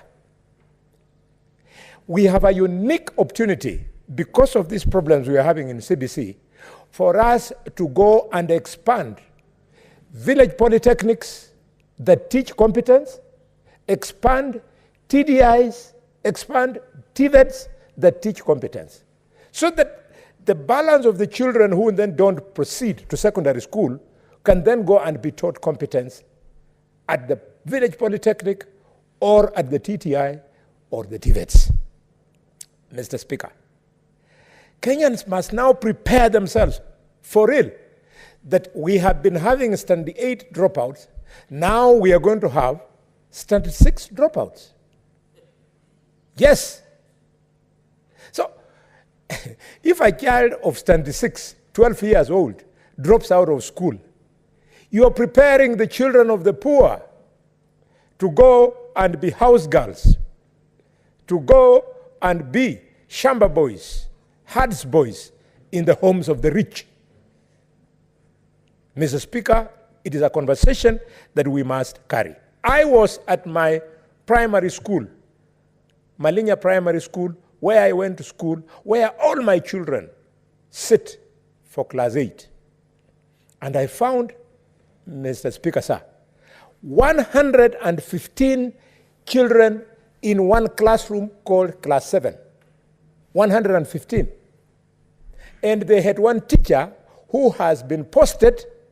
The teacher is trained, Senator Nyutu, you're our chairman. He's a physics chemistry teacher. He's in charge of all the 12 subjects. So I asked the principal, what's going on in this school? How will this man trained to teach physics and chemistry serve the entire school? Now Nyotu has scared me even more. I had not reflected on it, that in a few months from now, there'll be another class 6 graduating to 7, there'll be 8. I don't know how fast we are either training or recruiting teachers that will fit not just Marinya Primary School, but all the other primary schools. My brother Nyotu, my brother Jeevanjee, we are on the government side. Unless, if we are not careful, we will fear that if we speak to these things, we are criticizing our own government. And our guys on the opposition will run away from it because they'll say our government is useless, is promoting a useless system and so on. Let us all reason together, not as opposition, as minority. We speak to this thing. This thing might kill a generation. Thank you, Mr. Speaker. Thank you very much, Majority Whip. What is your intervention, Senator Kisang? Actually, it's not an intervention. Thank you, Honorable Speaker. Honorable Speaker, I wanted to make one comment or two, and then I read my statement. You know, Senator Kisang, you were next in the queue to read your statement. But I want to make comment first. Okay, sure. Yes. Go ahead. Thank you. Thank you. At least let me make some comment. Honorable Speaker, you know, this thing of CBC has been there for a while. I know there has been discussions even when I was in National Assembly. And the former nominated MP for, who was the SG for NAT, Honorable Soshon, was really against this CBC. And it looks like we didn't listen as a country. Because recently, grade 7 we admitted at a primary school, all our primary schools. There are 2 schools within the primary school. We have junior secondary school and the primary school. And we don't even know who is the head, who is the principal for the junior secondary school. Is it the head of the primary school? And very soon, as the chair of education has said, next year we'll have grades 8 and grade 9. By the time they're in grade 9, there'll be a primary school that is going to end at grade 6. And there'll be a junior secondary school beginning grade 7 up to grade 9. How will the 2 schools be run? You know, those are the things that we need to look at. We spent a lot of money last year as a government to put up 1 classroom in all our secondary schools in preparation for junior secondary schools. But because of the report from the experts that we domicile the junior in primary schools because of the age, those classes are already in our secondary schools. We don't have classrooms in private school. The issue that we should be discussing now is to ensure in the next budget, or even in the supplementary that National Assembly is discussing, they need to vote some resources to be given to our primary schools to put up classes, to put up laboratories. You cannot teach physics, chemistry, or biology in junior secondary school in a primary school without a lab. So, Chair, these are the things that you need to look at and bring it up with the Teacher Service Commission and also Ministry of Education so that they allocate resources. Finally, on the second statement by Jeevanjee on drought across the country. Many of our counties that are not classified as ASAL, Elgeyo-Marakwet County is not classified as ASAL. We've had problems for years, insecurity along Kiri Valley, and we have not accessed relief food. So this issue of giving out food, especially to our schools, we need to relook at it and ensure we return back this old school feeding program so that even these students in junior secondary school, they access lunch in the schools. Thank you, Honorable Speaker. Now, I request that you allow me to read my statement. I will not allow you to read your statement because I've got other members who sought also to make comments on this. I'll allow 2 more members, then I'll invite you to read your statement. Thank you, Honorable Speaker. Honorable Senator Okech Eddie Gisheru.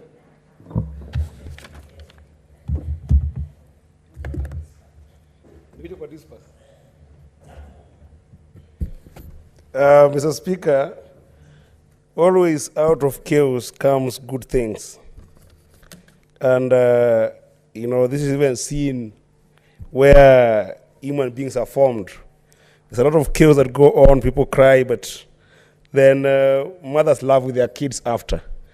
I am very happy that out of the last 3 days of chaos that we have had, good things have come out of Senator Cherargei, because he has brought about statements that are very pertinent to these countries moving forward.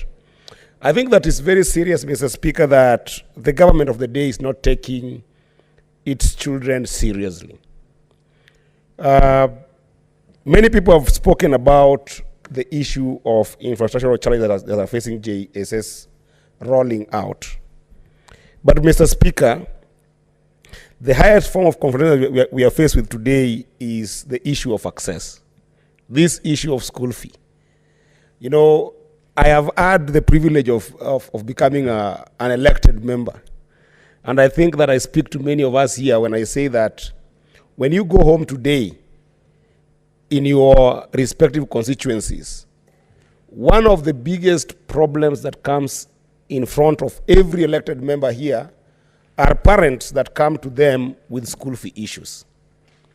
And you cannot, as a government, think about rolling something like JSS and not be able to think about the access points, particularly the issue of school fee to our children.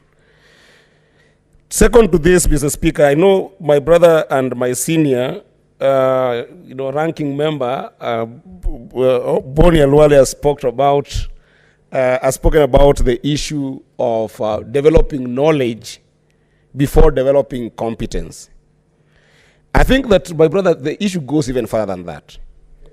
The government of the day, I can assure you, is confused about why are we, as a people, having an education system.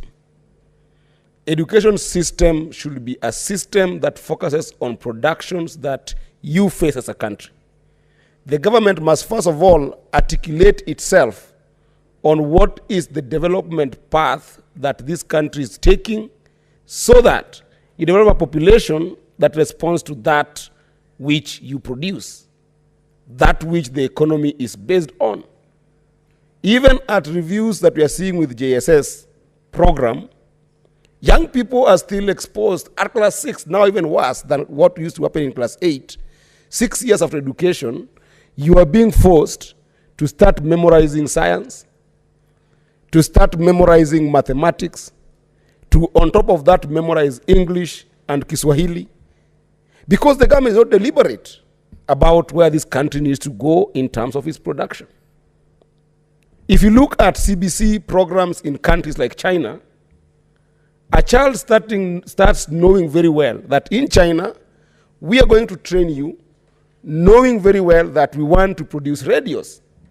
And therefore, you're going to school to be taught how to make radios. And you're then indicted to know your benefit in the value addition chain of radio.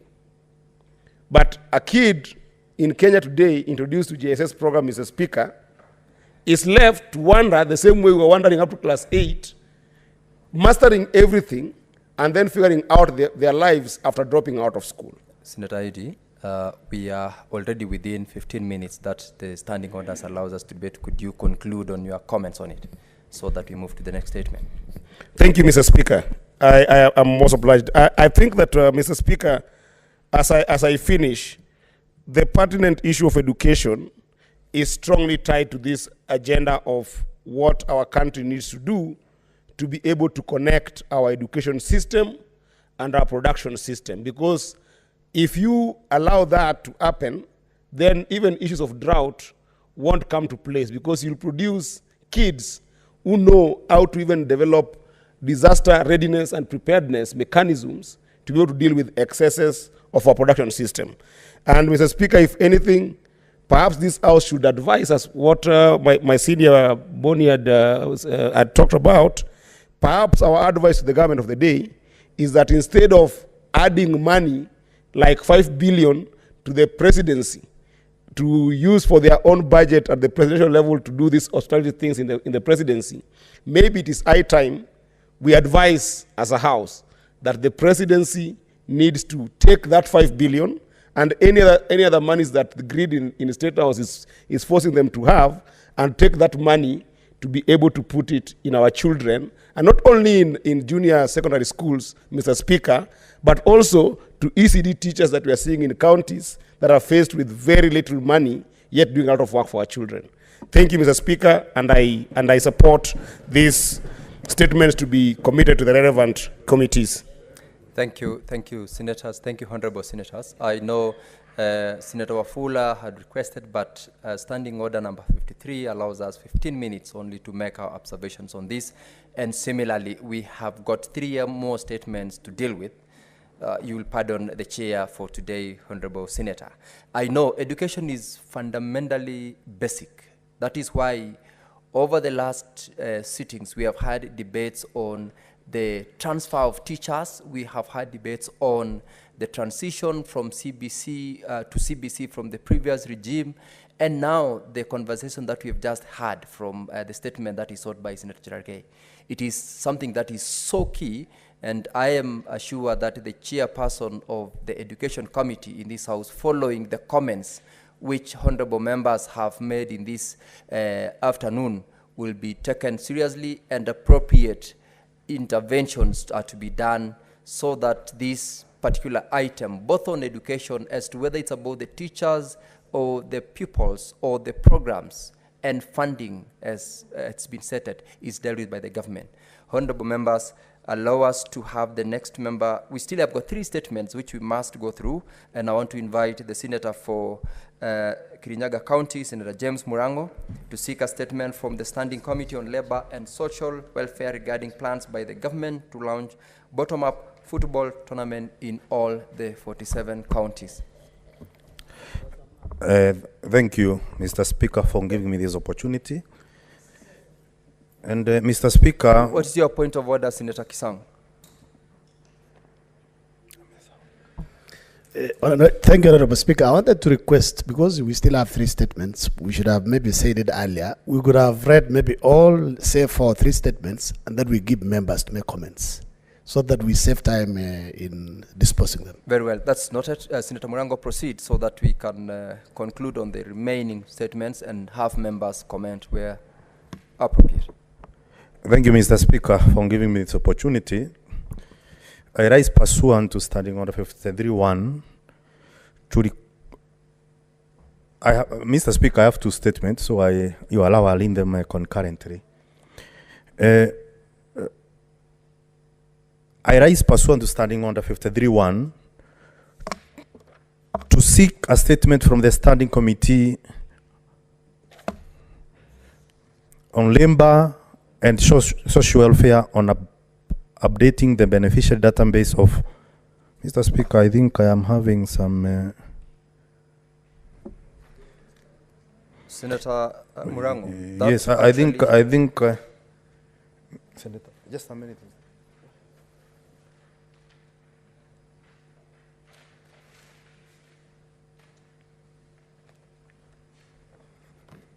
I'm well prepared. Thank you, Mr. Speaker.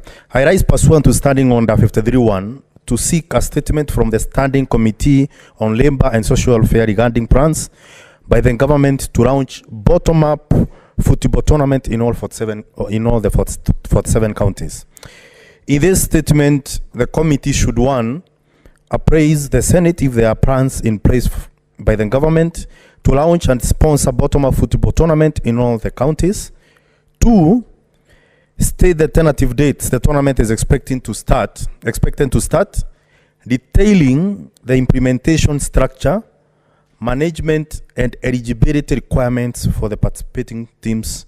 And 3, confirm the frequency and duration of the tournament, indicating the estimated budget and the source of financing for the tournament. Statement number 2, Mr. Speaker, on the same Standing Order 53.1. And Mr. Speaker, I did request for this statement 2.5 months ago, Mr. Speaker. And if you allow, Mr. Speaker, I think we need to pull our socks a little bit so that we can be answering to these statements when they go to the committees, Mr. Speaker. Mr. Speaker, understanding under 53.1, I stand to request for a statement from the Standing Committee on Labor and Social Welfare on updating the beneficiary database of the Inua Jamii program. In the statement, the committee should, one, provide a status report on the current number of beneficiaries per sub-county under the Inua Jamii Cash Transfer Program for the elderly in Kirinyaga County, stating the amount of funds released in the last 24 months and the beneficiaries. Two, state measures, if any, that the Ministry of Labor and Social Protection has put in place to ensure that at any time the data in the cash transfer programs and database is up to date, particularly the removal of beneficiaries who have left the program through natural attrition. Three, confirm when the ministry is commencing registration for those who have attained the mandatory age for admission in the program across the country, stating sensitization measures in place. And Mr. Speaker, for that, I had asked for the statement about the same 2.5 months ago. And Mr. Speaker, what is happening is whenever the Ministry of Labor is spacing the recruitment program in 2 years, you see that the people who are, for example, are 69 years, after 2 years, they will be 71 years. But as we stand for now, the last recruitment was done more than 3 years ago. That means we have very many old people who have not been registered, they are not in the registers, and they are not benefiting from the Inua Jamii program, Mr. Speaker. And that's why this statement is important, because it's the second one. Lastly, Mr. Speaker,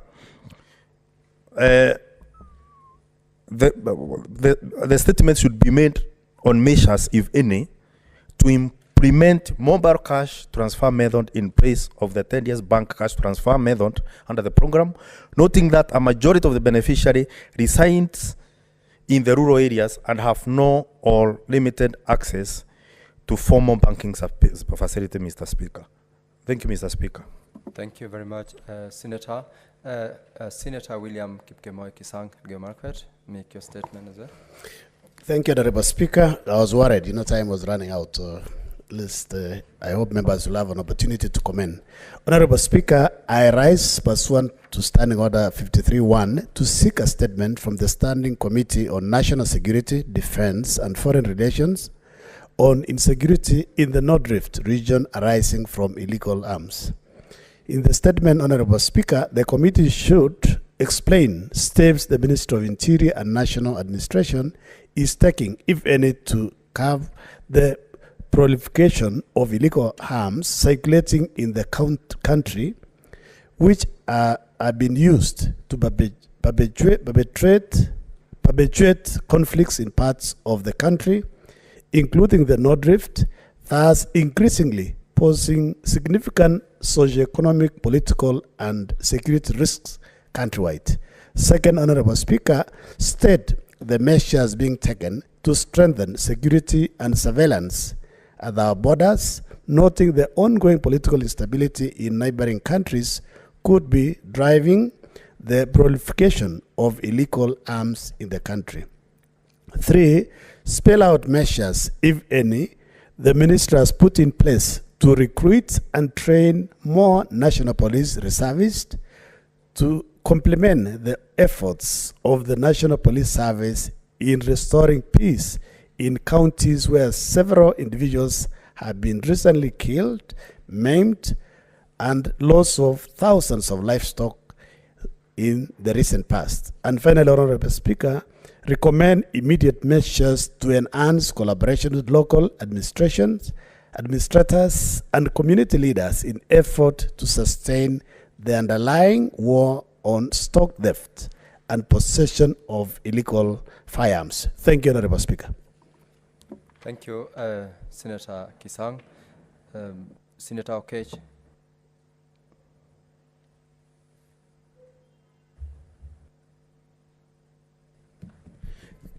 Thank you, Mr. Speaker.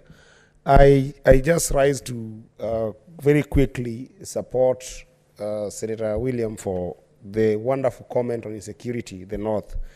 Mr. Speaker, I don't know what is going on in this country. We have got a lot of police that are put to man our borders, man counties, and yet this kind of proliferation still happens in such a counties. Today, if you look at Migori County, Mr. Speaker, there are so many roadblocks in a county that has never experienced any kind of war. And the police that we have in this kind of roadblock, even from his own county, all they do is take money from people. They extort borders, they extort vehicles that are passing, yet the work that they are supposed to do is not being done, Mr. Speaker. And it is high time that I think that this kind of statement should not only be committed to the relevant committee, but this House should put police to task to be able to make sure that any time, do I get my time next time? Honorable Senators, it is now 6:30 p.m., time to adjourn the House. The Senate therefore stands adjourned until tomorrow, Thursday, 23rd of February 2023 at 2:30 p.m.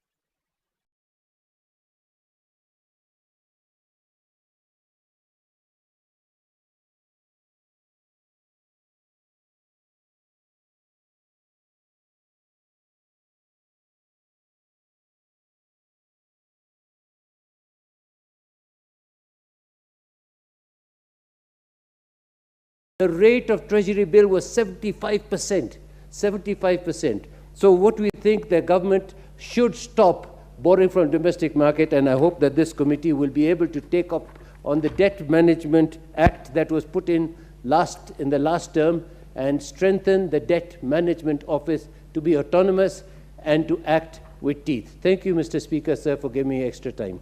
Thank you, Honorable Shakil Shabir. The Member of Parliament for Gichuku, the Honorable Gichimu Gidinji, Senior Counsel. And thank you for your patience. You've been waiting for too long.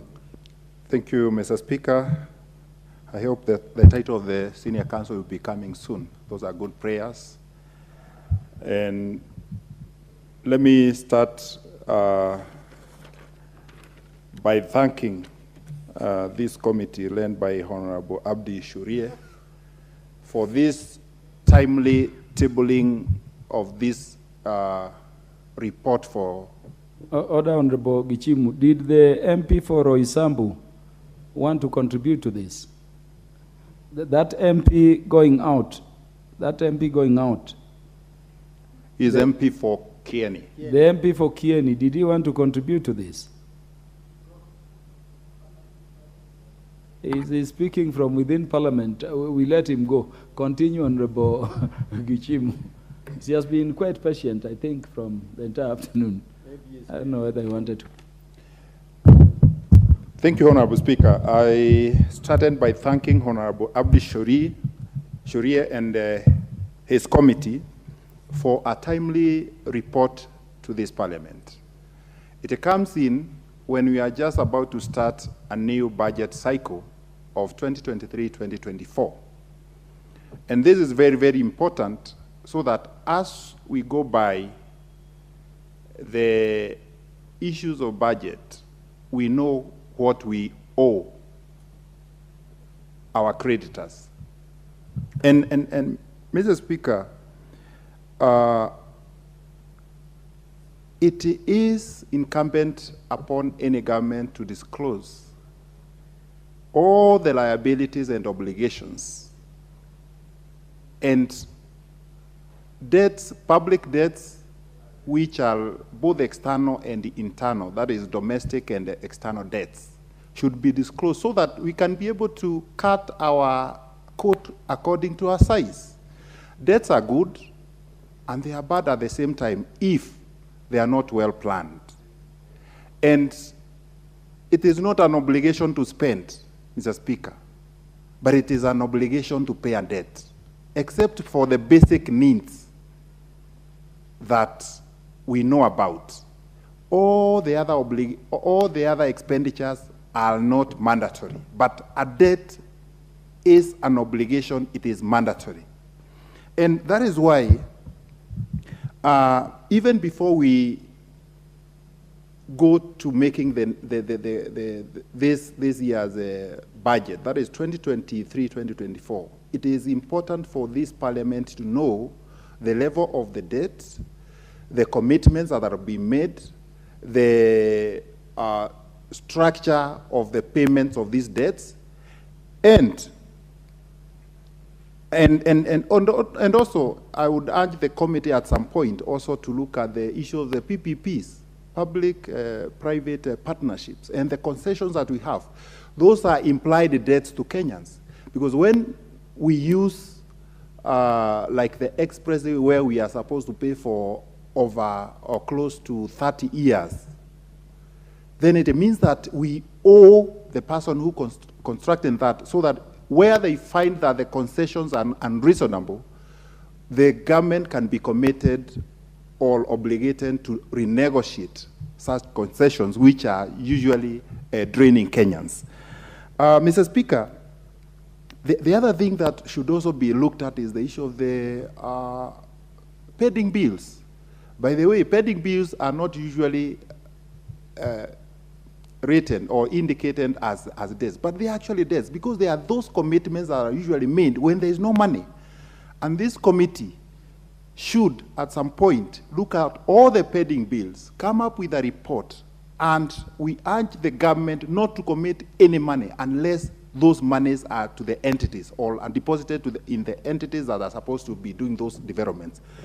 Mr. Speaker, I urge, as it is your practice and custom, you earn me a minute or two so that I can conclude on one very important point. Give him ex debito justitiae, 2 minutes. And that is a language only understood by Honorable Githinji and myself. Thank you, Mr. Speaker. So you'll have 2 minutes ex debito justitiae as a matter of justice. I'm interpreting it for the chair of the committee to understand.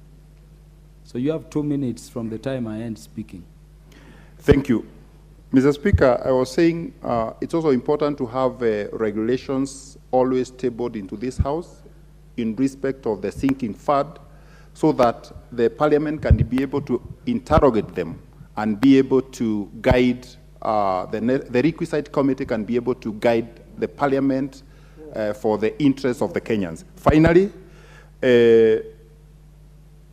let me re-emphasize on the pending bills. They should be taken as a priority, as a debt to Kenyans. We should not always prioritize debts to foreigners. We should also prioritize those debts that are owed to Kenyans by the government of Kenya. I thank you, Mr. Speaker, and I support the report. Thank you, Honorable Githinji. The Honorable Joshua Mwalio, the gentleman representing the people of Masinga constituency. Thank you very much, Mr. Speaker. I do rise to support the report of the Select Committee on the Public Debt and the Privatization. And I want to say the following. One,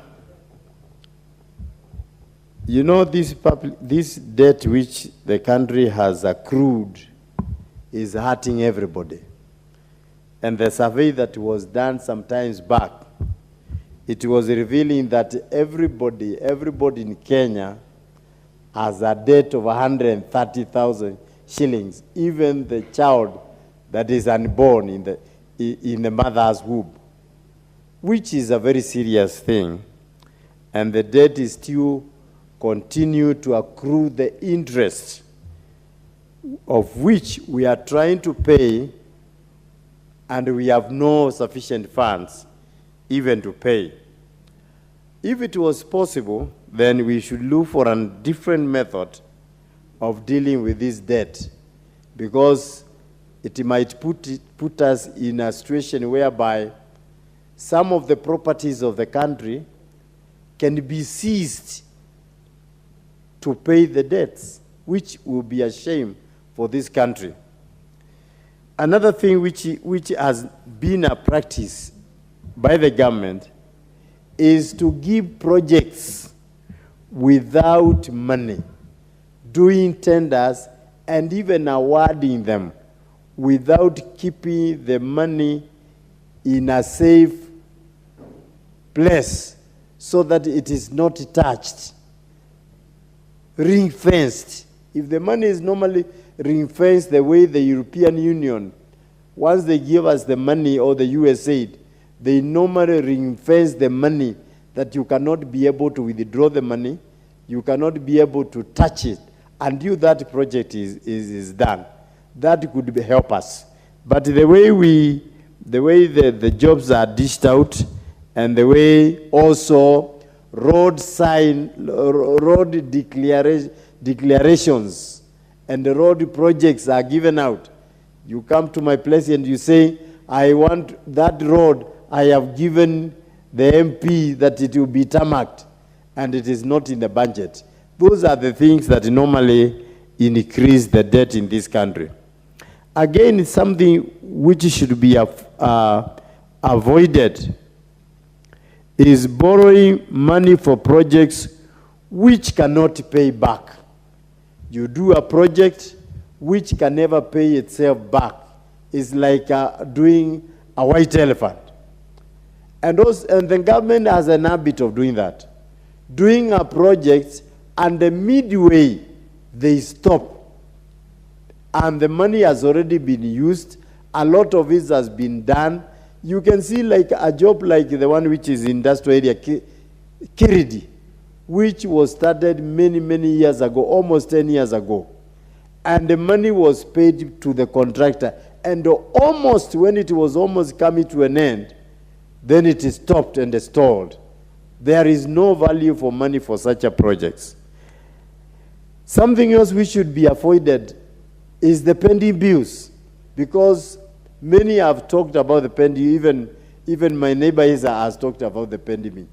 Do you know the invoices that the contractors give, they keep on charging interest on unpaid bills? If the invoice goes beyond 45 days, then the interest starts. They start now charging that invoice for on the pending invoice, so that the interest is accrued together with the initial invoice, which is a loss to the government, and that contributes to the debt in this country. So, Mr. Speaker, I can see my light is red, but what I could recommend is, there is a recommendation whereby the committee has recommended that the pensioners, the pensioners, the retirees should be paid to the right people. There should be a certificate to certify. Thank you very much. The Honorable Esther Passaris, Member of Parliament for Nairobi County. Thank you, Mr. Speaker, for giving me this opportunity to contribute to the report by the Committee on Public Debt and Privatization. This is a new committee in this Parliament, and one that was absolutely timely, because we understand that our country is really been growing in debt, and it's been a major concern that even a child before it's born has already incurred debt in this country. The Auditor General Nancy Gathugu, said recently, steal it in Kenya, invest it in Kenya. You know, when the Auditor General reaches the point where she makes such a statement, she makes us question how much of our public debt is genuine debt, is debt that this country incurred by providing services, whether infrastructure or services for the people of Kenya. So we are in 8.9 trillion in debt. And you know, debt is not bad if it's genuine debt, if it's justified debt, if it's manageable debt. Now we have a crisis in this country, and it's a crisis that is global. I mean, we've all come back from the post-COVID. Kenya has drought, banditry, population, we're not checking our population growth, and at the same time, we have theft of public resources. I was recently traveling with Kenya Airways, and I think there was a lot of hue and cry about Kenya Airways and the delayed flights. And I ended up having to sit in one of the offices waiting for Kenya Airways to tell me which flight I could catch, because the flight that I was supposed to catch was cancelled or removed or delayed. So as I sat in that office, I said to the gentleman there, oh, so now that I've been delayed and messed up, will I get an upgrade? And he said, no. These days, it's not like before. We have a CEO, in fact, the CEO's name is Ellen Kilavuka, and he mentioned that we have a CEO, Esther, that for the first time, we believe that Kenya Airways will do extremely well. And when he mentioned how the CEO had put checks and balances, how the people that were working in Kenya Airways were not able to do the things that they used to do before, sell you tickets, upgrade you with sideshows and corruption. And I sat there and I was so proud. I said, I don't know this man, but I'm so proud that he has created such structures within Kenya Airways to try and take that airline from where it is in debt and losses to profit. And I'm sure we're going to see some changes.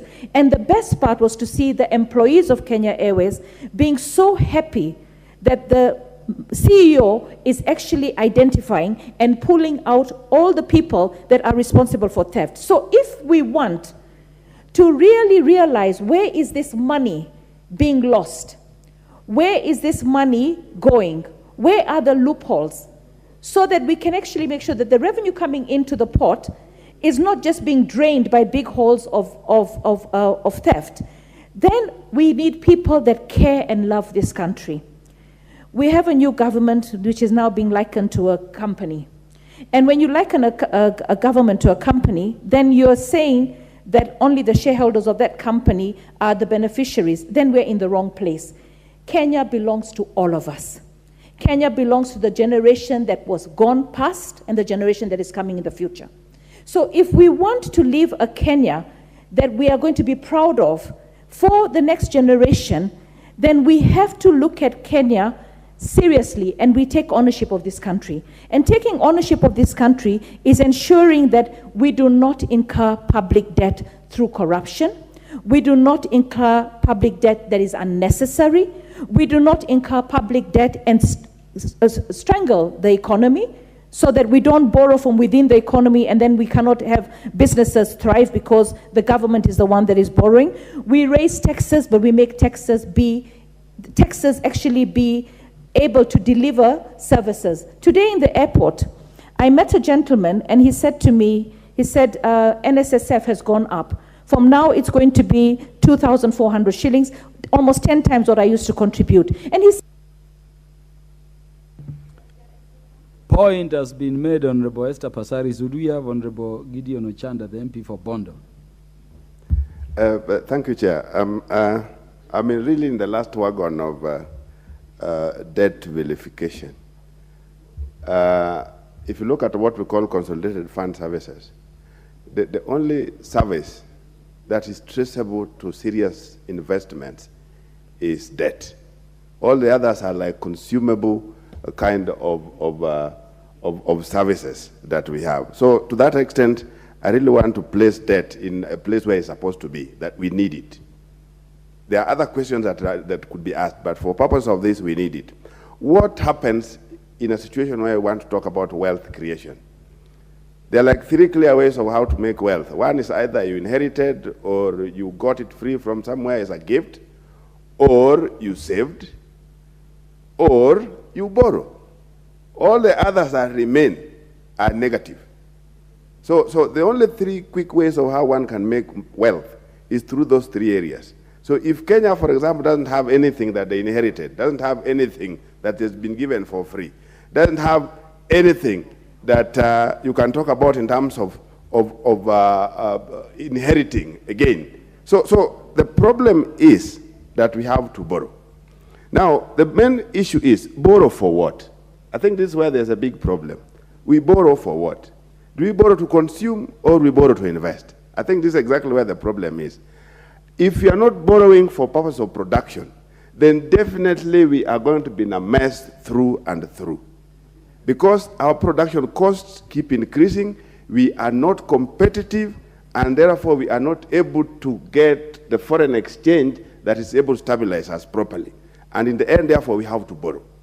Now, if we borrow for consumables, you borrow for salaries, you borrow for some of these things, I don't think that's going to take the country anywhere. So it is important that the recommendations that are brought here, Chair, by the committee, Treasury needs to take them very, very seriously, particularly the recommendation 2, 3, and 4.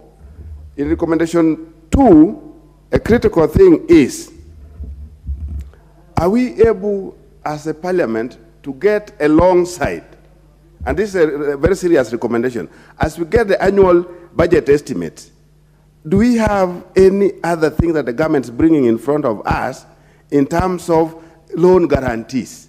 What is it that we are being given as we move forward or looking forward to borrow? Number 3, what is it that are we doing for purpose of managing the debt properly? The recommendation of a sinking fund here, dedicated for purposes of public debt servicing, is very critical. So that we don't just get to borrow, we don't just pay that we borrowed yesterday and we pay today. We don't just borrow and borrow beyond what we are able to pay. I think these are some of the most critical things that are recommended here that are very, very critical and are necessary. I've talked about investing in production such that we are able to balance. The only way that we can balance in terms of foreign trade and everything else is when we place our borrowings in areas that are supposed to promote production. Mr. Chair, we have a very big problem now, even in the region. We can't, of course, at this stage, there's drought in a big part of the region. But the production cost in Tanzania, production cost in Uganda, cannot be compared to ours. It is much more expensive to produce an egg here. So what happens? We get eggs from Uganda. We get chicken from Uganda because we are not able to produce. What does that mean? That means that we definitely, in the long run, get to have a shortage of foreign exchange. We are putting money in things that we are able to have locally. So, Mr. Chair, the main question that I'm still bringing as we close is, we are borrowing for what? If we are borrowing to consume, then we are into big problems. If we are borrowing to produce, then that's exactly the direction that will help this country. Debt is not bad. The main thing is borrowing for what? And I'm repeating again that in terms of all our consolidated fund services, debt is the only service that can create wealth and can bring investments to this country. Thank you, Mr. Speaker. Thank you very much, Honorable Chanda. The Honorable Fatuma Mohamed, Member of Parliament for Migori County. Thank you, Mr. Speaker, for giving me an opportunity to contribute to this. Yes, and immediately after Honorable Fatuma Mohamed, the mover should be ready to reply. Mr. Speaker, mine is very short and precise. My comment goes towards the shareholding of the country. I know I'm not a shareholder because I was told I'm not one. So I'm requesting that while you're paying your debts, please exclude me because I'm not a shareholder. As you continue talking about debts, I will comment as a stranger since I'm not a shareholder. As a stranger, I'm requesting to understand that in this debt situation, in every business as shareholders of this country, those shareholders, can they kindly tell us that when you borrow, in accounts there is borrowing, yes, and then there's profit and loss account. These debts that this country has, are we able to know that when they borrowed 1 shilling from that country, what did they spend this money on? As it remains a debt to the shareholders, did they make profit out of it? As they are struggling to pay, I believe maybe my children might be shareholder, God willing. If they happen to be, can they understand before I give birth to them, I'll tell them that the shareholder, this country borrowed this money in your absence, and they made a loss. Unfortunately, you have to pay for the loss. Mr. Speaker, sir, in such a situation, I think even as we borrow, we should surely think carefully if it is worth borrowing for. Because I think also, even the debtors are wondering, because some of these debts were taken before the new shareholders came in. And they're wondering, this person that I borrowed my money is now excluding some of the people that I believed were part of that country. And I am very sure this country is going to run into problems very soon because the owners of the money now know who owns them, and Fatuma is not one of them. So, Mr. Speaker, sir, I request this country and the leaders to be very serious, very careful, and choose their words as leaders, as people who respect other Kenyan citizens who are not shareholders, so that when you loan, borrow, and remain with the debts, you know that your words will be used against you. I remind you once more, I'm not a shareholder, I owe no one. Thank you, Mr. Speaker. Fatuma, what is it with the Kitenge dressing in Parliament this week? And is it something permitted of members of Parliament like us? Mr. Speaker, sir, we are very well dressed. As a person who wears this on a daily basis, not just for today or this week, Kitenge dressing associates so much with the African leaders, African women leaders. And if my fellow women were all here, I would have told them that as smart as we look, can we continue this way? It is very hard to find a woman in a short kitenge. Most of our kitenges cover us nicely. And I'm very sure most of the men who are in the house are really seeing how we are glowing. This week we are wearing kitenge to support our local tailors. Mine was made by a woman in Kondele Market in Kisumu, and I only paid 1,000 shillings for this to be done. But I look smarter than you, Mr. Speaker, who imported your suit of 100,000 from UK. So I'm also asking our men, their kitenge shirts, their kitenge suits, kindly, let's remain Africans. Let's support our local tailors. Thank you, Mr. Speaker. Thank you very much, and I hope that will also help us to reduce our debts. There being no further contributions being sought by members from the floor, may I now call the mover to reply? Thank you, Honorable Speaker. I wish to thank immensely the members for their rich contributions, for supporting the committee and the recommendations it has made. Honorable Speaker, this is the beginning of a new level of transparency and accountability. The consolidated fund is the cash basket of this country. And I think Parliament and Kenyans should know how this cash basket is being utilized. And I think this is the start. We will be bringing more reports on loans and the debt status of this country to this floor. So I wish to thank all the members. Honorable Speaker, I beg to reply. Thank you very much. Thank you very much, Chair. We would have put the question, but we don't have the numbers. Question on the motion will be put when the House next sits and the matter is scheduled for such business. Order, honorable members. Honorable members, the time being 18:53:42 PM, This House stands adjourned until tomorrow, Thursday, 23rd February 2023 at 2:30 p.m.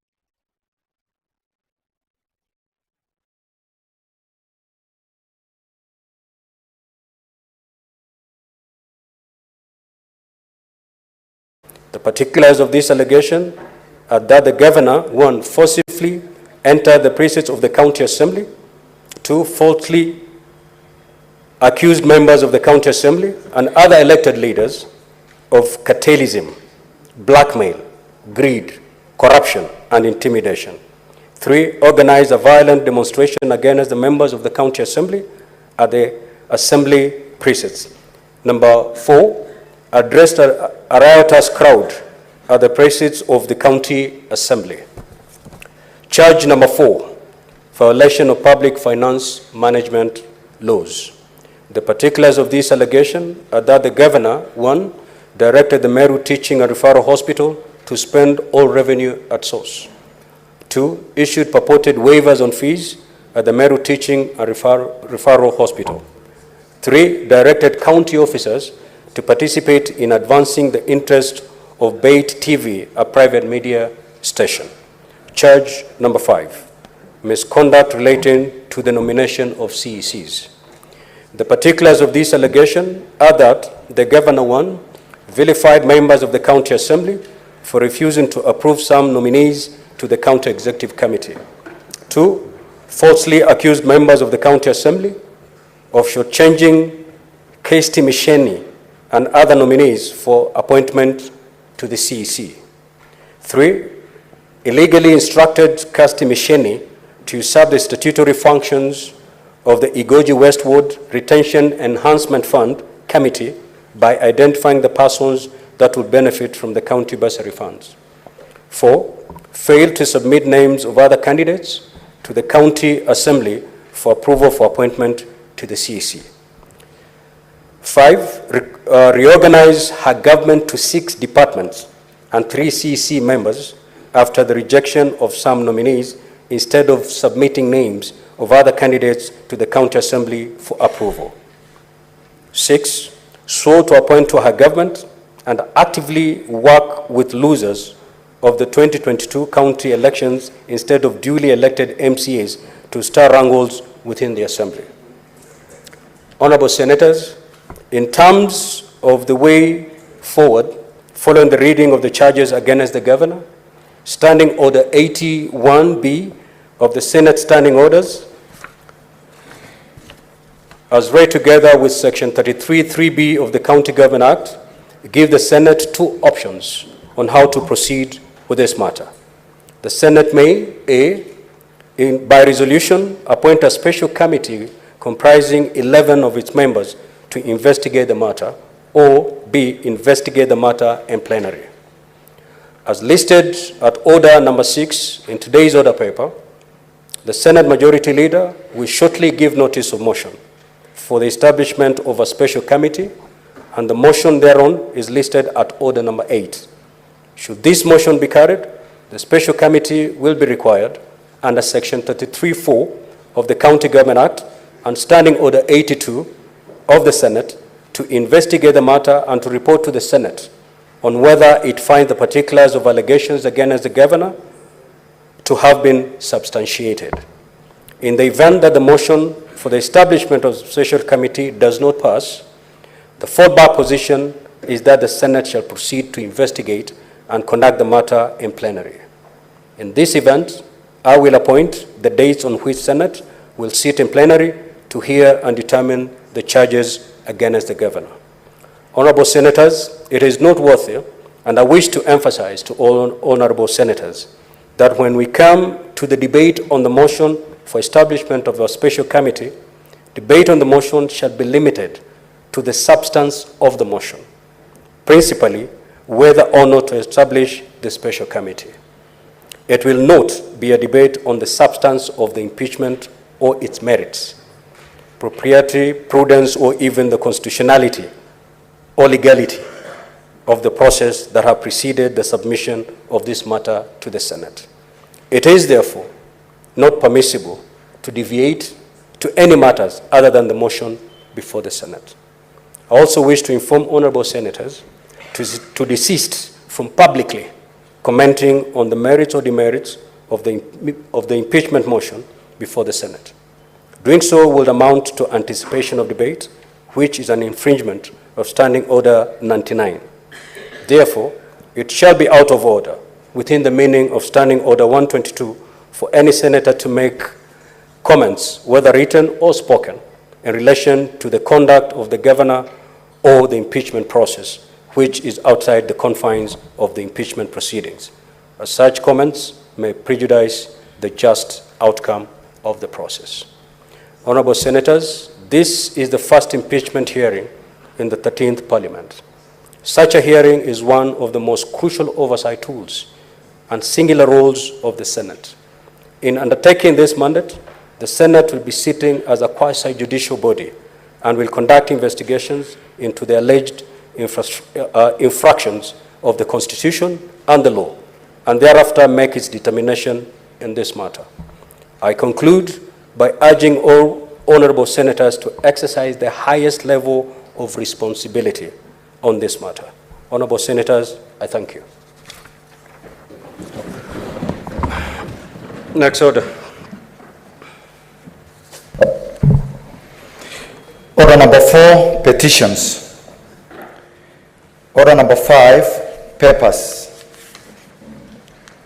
Order number 6, notices of motion. Majority Leader.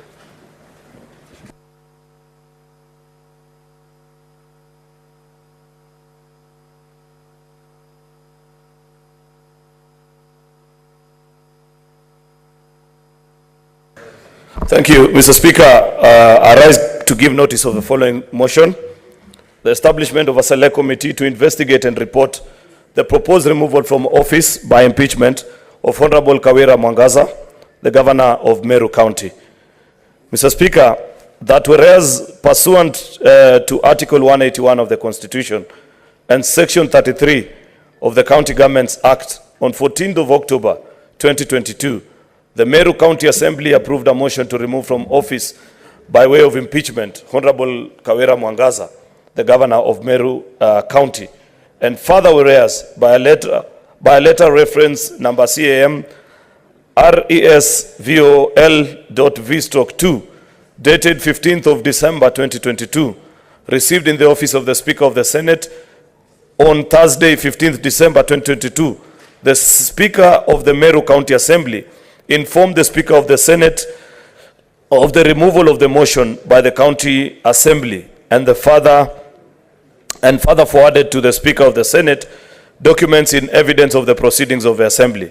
And whereas pursuant to Section 33(3) of the County Governments Act, Standing Order number 81B of the Senate by resolution may appoint a special committee comprising of 11 of its members to investigate the matter. Now, therefore, pursuant to Section 33(3)(b) of the County Governments Act and Standing Order 81B, the Senate resolves to establish a special committee comprising of the following Senator: 1, Senator Boni Halwale; 2, Senator Jackson Mandago; 3, Senator Karungo Dhangwa; 4, Senator Esther Okenyuri; 5, Senator Roba Ali; 6, Senator Peris Tobiko; 7, Senator Eddie Gisheru; 8, Senator Joseph Kamau; 9, Senator Edwin Sifuna; 10, Senator Agnes Kavindu; 11, Senator Jones Mwaruma, to investigate the proposed removal from office of the Governor of Meru County, and pursuant to the Standing Order 82, to report to the Senate within 10 days of its appointment on whether or not in its findings the particulars of the allegations against the Governor have been substantiated. Thank you, Speaker.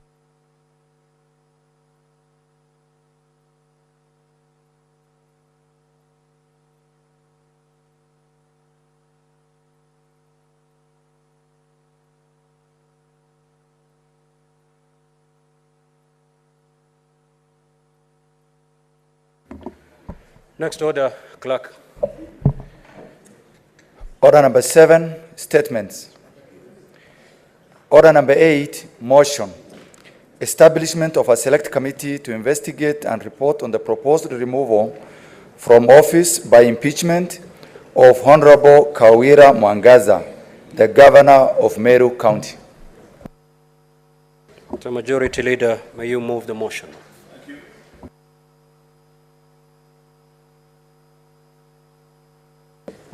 Thank you, Mr. Speaker. Mr. Speaker, I beg to move the motion on the establishment of a select committee to investigate and report on the proposed removal from office by impeachment of Honorable Kawira Mwangaza, the Governor of Meru County. That whereas pursuant to Article 181 of the Constitution and Section 33 of the County Governments Act, on the 14th of December 2022, the Meru County Assembly approved a motion to remove from office by impeachment Honorable Kawira Mwangaza, the Governor of Meru County. And further, whereas by a letter reference CAM RES Volume V2, dated 15th December 2022, received in the office of the Speaker of the Senate on Thursday, the 15th of December 2022, the Speaker of the Meru County Assembly informed the Speaker of the Senate of the approval of the motion by the County Assembly, and further forwarded the Speaker of the Senate documents in evidence, proceedings of the Assembly. And whereas pursuant to Section 33(3)(b) of the County Governments Act, Standing Order number 81B of the Senate by resolution may appoint a special committee comprising of 11 of its members to investigate the matter. Now, therefore, pursuant to Section 33(3)(b) of the County Governments Act, Standing Order number 81B, the Senate resolves to establish a special committee comprising of the following senators: Boni Halwale, Senator Jackson Mandago, Senator Karungo Dhangwa, Senator Esther Okenyuri, Senator Roba Ali, Senator Peris Tobiko, Senator Eddie Okech, Senator Joseph Kamau, Senator Edwin Sifuna, Senator Agnes Kavindu, Senator Jones Mwaruma, to investigate the proposed removal from office of the Governor of Meru County, and pursuant to Standing Order number 82, to report to the Senate within 10 days of its appointment on whether or not its findings to the particulars of the allegations against the Governor have been substantiated. Mr. Speaker, this is a very important exercise. The reason the Senate exists is to provide, or to rather to secure the interest of counties, their governments, and its people. This is one such time, Mr. Speaker, that you are being recalled as a House because there is a matter that has been brought before us by the people of Meru through their elected representatives, that's members of a county assembly. And as a House, we are being invited to listen to the dispute that exists between the county government, the executive, and the assembly, and the reasons that the members of county assembly have provided for impeaching their governor and requesting this House to agree with them and send the governor packing.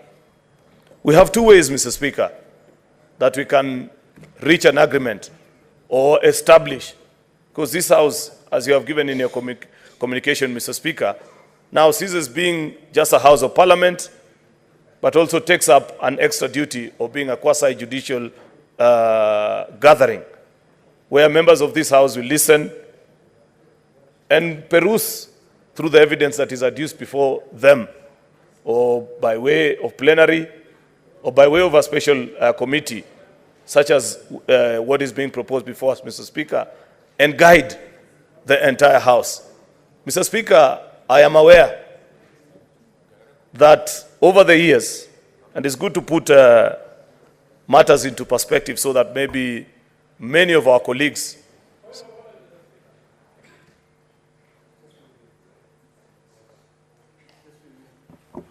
What is your point of order, Senator Omtata? Yeah, my point of order is anchored on Article 181 of the Constitution, and I'm afraid we are just about to violate the Constitution of Kenya the way previous houses have been violating the Constitution of Kenya. Impeachment proceedings under the Constitution of Kenya is a preserve for the presidency.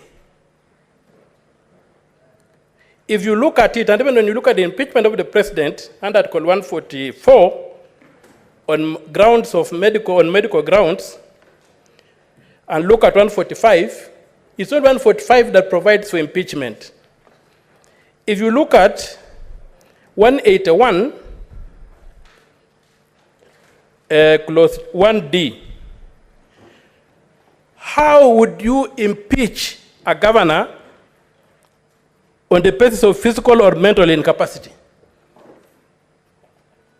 So I think that Section 33 of the County Governments Act is an affront on the Constitution of Kenya. What was anticipated, and the Constitution cleverly uses the words removal and the words impeachment. And removal of the president is the only one where they qualify by saying by impeachment. All other removals, Mr. Speaker, sir, are through processes that include the tribunals. Just the other day, we saw the National Assembly consider a motion to remove commissioners of IBC. They went and there's a tribunal that has been formed. It's a full trial. It cannot, there's no provision in the Constitution of Kenya for putting a governor of any county of Kenya through a political trial. We should not violate the Constitution again. Article 33 needs to be looked at and expunged. Senator Omtata, you may be raising your points of order not at the appropriate time. I'm guided, Your Honor. Yes. You'll guide me when to raise them, please. If you read at the fourth,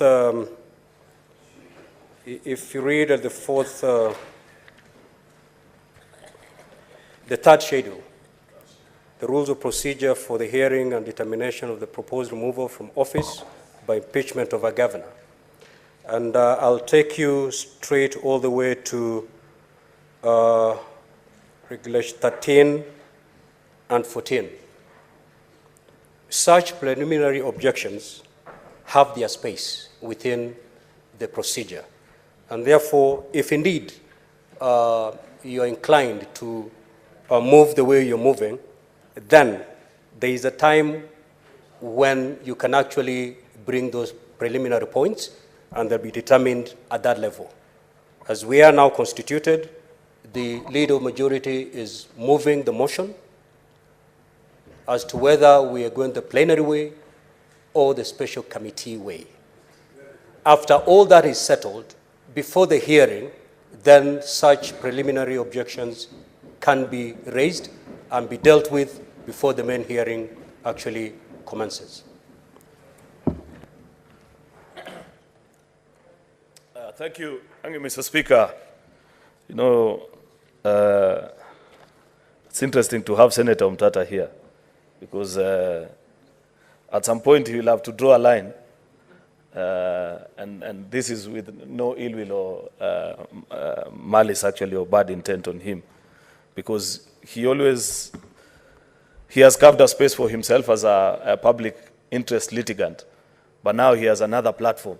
You know, back then he didn't have a platform that he could perhaps raise some of these issues. But now you have a premium platform as a member of parliament. So somebody may say you have a double chance in life that you can raise in court and on the floor of the House. I don't think many Kenyans have such privilege as you have, which is a good thing anyway, yeah, if you look at it that way. So, Mr. Speaker, I was mentioning that this House has handled impeachments of governors many times. This is not the first time. I think by my count, this should be the 11th or 12th. I'm yet to get the right numbers. In the first Senate, the 11th Parliament, Mr. Speaker, we handled 6 impeachments. 5 of them were by committee. Only 1 was by plenary. Actually, that of the late governor of Nyeri, then Honorable Nderitu Gachagua. But all the other 5 impeachment motions or proceedings that were brought to this House were handled actually by way of committee. The impeachment of Governor Martin Nyaga Wambora, both 1 and 2, for which our good colleague who's here, and that's part of the reason why we are proposing him to be part and parcel of a committee. Senator Boni Halwale was actually chair of both committees, so comes with historical experience. Of course, the impeachment proceedings against my governor then, Professor Chepkwony, was handled by committee. Same in the impeachment motion against Deputy Governor for Machakos, Bernard Kiala, handled by committee, and Governor Mwangi Waendria of Muranga. They were all handled. So 5 out of 6 were handled. In the 12th Parliament, which is last Parliament, Mr. Speaker, 5 matters were considered by the Senate. 2 of the matters, that of Honorable Granton Saboja and Ann Mumbi Waiguru, were handled actually by committee. The other 3, that of Mohammed Abdi, Ferdinand Ndung'u Waititu, and the very famous one of Mike Gideon Mbuvi Sonko of Nairobi, were handled by plenary. Therefore, what's my point, Mr. Speaker? That either way, this House can proceed to guide, to consider an impeachment motion that has been brought before us.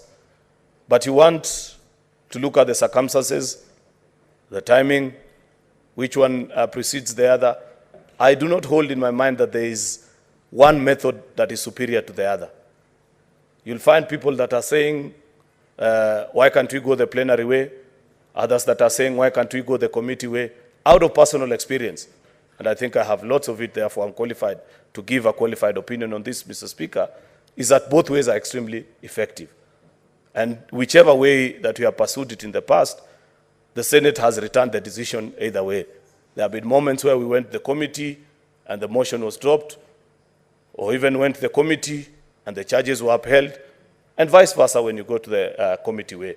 I want to propose to the members this afternoon listening to me that we go the committee route, Mr. Speaker, that we grant a committee 11 colleagues of ours who have been given an opportunity to go and listen and read and peruse the documents that have been produced before the Senate and come and convince this House of whatever finding they will get, either to impeach or to drop the charges. As a House, we shall be gathered again and be granted equally the opportunity to read a further refined report from the 11 colleagues of ours, men and women that I consider to be fully competent. You know, Mr. Speaker, I love the fact that in this House, and if you read the language of a constitution, is that it looks at us as 67 senators. I do not for any reason entertain the thought that there are senators who are better than others. We have different giftings, abilities. Some have been here longer, some have been here.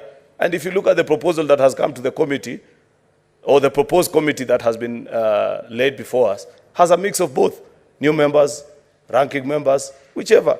Men, women, elected, specially elected by way of nomination, has all the shades and colors. But of course, as is the nature of human beings, many people will say, why not me? And I want to discourage our colleagues from having such a view to life. Because if we begin transacting the business of Parliament and saying that any time a motion perhaps comes before the House, if so-and-so is not included, if myself am not included, then maybe for that particular reason, I may not necessarily support, then we wouldn't be sending a very good precedence about it. So I want to convince the House, and I want to propose to you, colleague senators, that given that this has come during a Christmas break, many of you perhaps were home, constituents, with your loved ones, that we give the due attention that can be gotten, especially at this particular time, only by way of a committee, to have the time to listen to the presentations by a county assembly, let the governor come and defend herself as well. And then, once the committee has concluded on the work, I'm sure we shall have, and we have by mandate of law, actually by provisions of the County Government Act, we have to be gathered here in the next 10 days and come and listen to the presentation of our colleagues on what they were able to establish in this particular case, Mr. Speaker. I want to also urge members, generally the special committee, and even members of the Senate, not to be intimidated, because impeachment is not a very easy procedure. People have their opinions. Others want to cast us into a particular painting and lighting. You know, I've seen so much go around. I believe, Mr. Speaker, and I say this with authority, that every time the Senate has gathered itself to consider an impeachment motion, we are guided by the evidence that is provided before us. So there's no need to run a campaign around all the issues that are being brought before us, Mr. Speaker. Oh, this is a particular agenda issue. Many are being biased and things like that. You know, I've seen all these things and I felt, Mr. Speaker, I'm not speaking about the substance of a motion, but I'm speaking about the placing of Senate and why it is important to respect us as an institution, such that when matters are brought before us, you allow us the latitude, because these are men and women of integrity. They have the wherewithal to know what is right and what is wrong for a country. There's no need to run campaigns around us.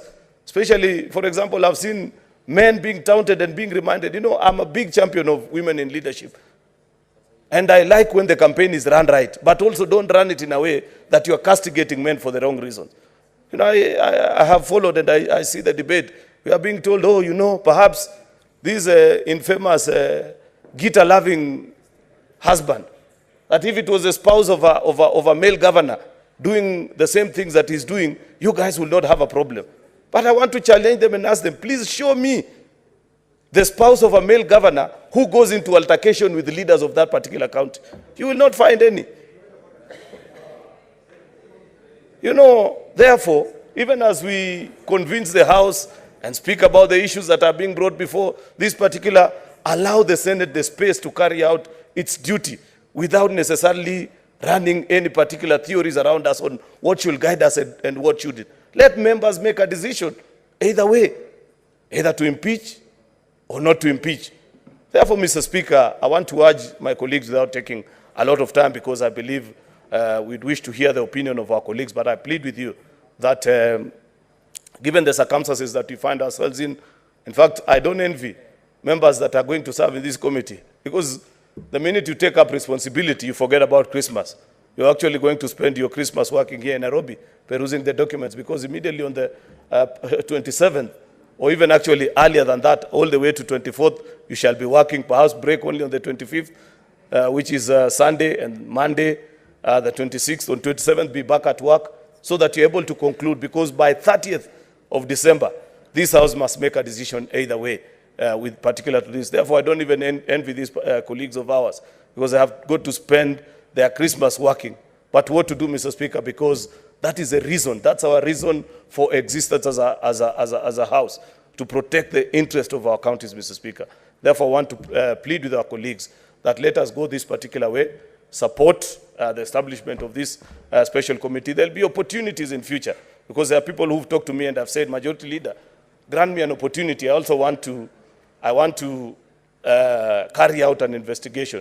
Believe you me, given the way many of these governors are behaving, and I have observed governors for a while, therefore I know, we will have very many of them before this House. Perhaps even before February, we reconvene. There will be other customers to come and deal with impeachment issues in this House. You'll get the chance to serve in committees. You'll get the chance to serve in special sitting until you will be tired. So while I understand that this is the first one and many people are saying, oh, I wish I was a member, or let's go the plenary way, we will have opportunity either way. The statistics that I've given you have shown that the House actually distributes these things almost on equal measure between special committee and plenary. So we will have a taste of both. I want to request you, I undertake this as your Majority Leader, that if today we have actually we go the special committee way, and I plead with you that we go that way. Then the next one, we will handle it by way of plenary, like that, until we have a taste of all these things. It's our duty, and we will be convinced. Therefore, Mr. Speaker, without many remarks, I beg to move and request Leader of Minority Senators, retired Justice Stewart Mazayo, to second this motion. Thank you, Mr. Speaker.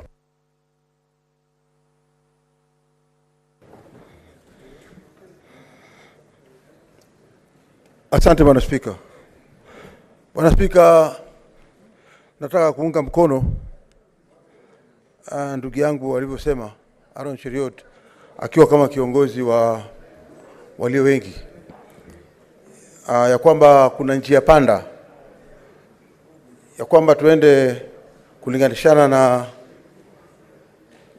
kamati ya bunge zima, ama sivyo tuweze kuchagua kamati ambao kwa maoni ambao tulikuwa tumeshaongea hapo awali mimi na yeye ni kwamba njia ya kamati ndio itakuwa njia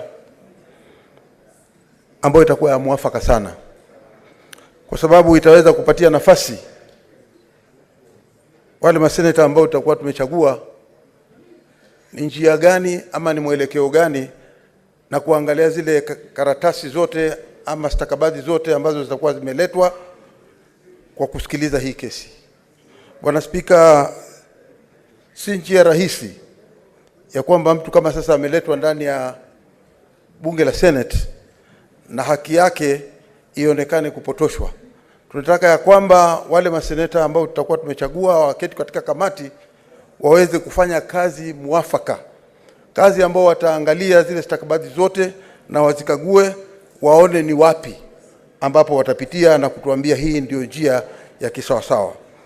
Bwana Spika, vile vile tunaona ya kwamba tukiifanya yote iwe upande wote wa kamati ya bunge la Senate, itakuwa ni muda kidogo sana ambapo tunaweza kuchukua nafasi hiyo kwa sisi kukubaliana ama ripoti kuwa ile ambayo itaweza kuchambua yale mashtaka na yule atakapokuwa amejitetea, ili kuweza kuja na mwelekeo fulani ambao utaweza kuangalia ni njia gani ambayo tutaweza kupitia. Bwana Spika, kwa hiyo kwa maoni yangu mimi naona ya kwamba njia ile ya kamati ndio njia ambayo itaweza kufafanua na itaweza kuona ya kwamba huyu gavana ni kweli alifanya yale yanayodaiwa ama hakufanya yale kuwa anadaiwa. Cha pili, tukiwa kama senators hapa, tuko na imani na ile kamati ambayo tutaichagua. Tunajua ya kwamba masenators wote walioko hapa ndani wanao uwezo wa kuketi katika hii kamati, lakini kuna sababu zake muhimu ndani ya sheria. Ni kwa sababu gani tunasema ya kwamba watu wakiwa kama 11 sio kama watu ambao wako 60 na. Kwa hiyo wale watu 11 wakiwa wanaweza kuketi na kila mtu akawa na wakati maalumu wa kuweza kupitia zile records, itakuwa bora zaidi kuliko sisi tukitumia kamati ya nyumba nzima ama committee of the whole house.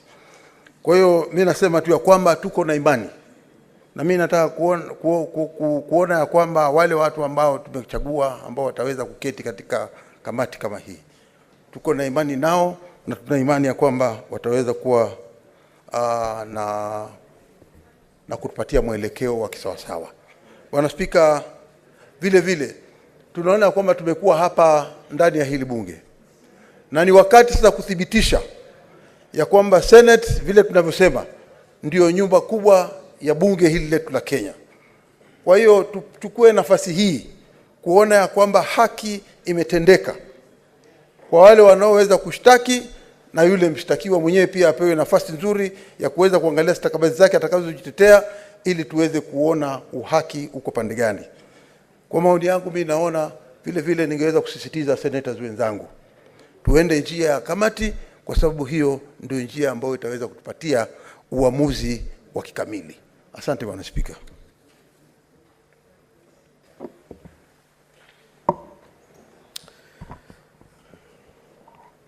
Honorable Senators, I now wish to propose the question, which is that whereas pursuant to Article 181 of the Constitution and Section 33 of the County Governments Act, on 14th December 2022, the Meru County Assembly approved a motion to remove from office by impeachment Honorable Kawira Mwangaza, the Governor of Meru County. And further, whereas by a letter reference number CAM/Res/Volume V/2, dated 15th December 2022, received in the office of the Speaker of the Senate on Thursday, 15th December 2022, the Speaker of the Meru County Assembly informed the Speaker of the Senate of the approval of the motion by the County Assembly and further forwarded to the Speaker of the Senate documents in evidence of the proceedings of the Assembly. And whereas pursuant to Section 33(3)(b) of the County Governments Act and Standing Order 81B of the Senate by resolution may appoint a special committee comprising 11 of its members to investigate the matter. Now, therefore, pursuant to Section 33(3)(b) of the County Governments Act and Standing Order 81B, the Senate resolved to establish a special committee comprising of the following senators. 1, Senator Dr. Boni Kalwale. 2, Senator Jackson Mandago. 3, Senator Karungo Thagwa. 4, Senator Esther Okenyuri. 5, Senator Roba Ali Ibrahim. 6, Senator Peris Tobiko. 7, Senator Eddie Gisheru Okech. 8, Senator Joseph Kithuku Kamau. 9, Senator Edwin Sifuna.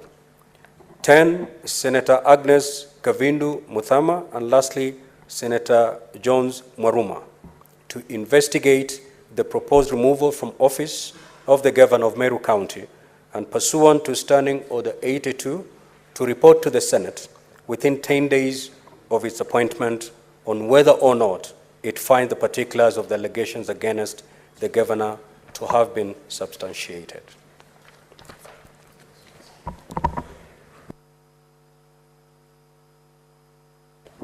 Senator Gloria.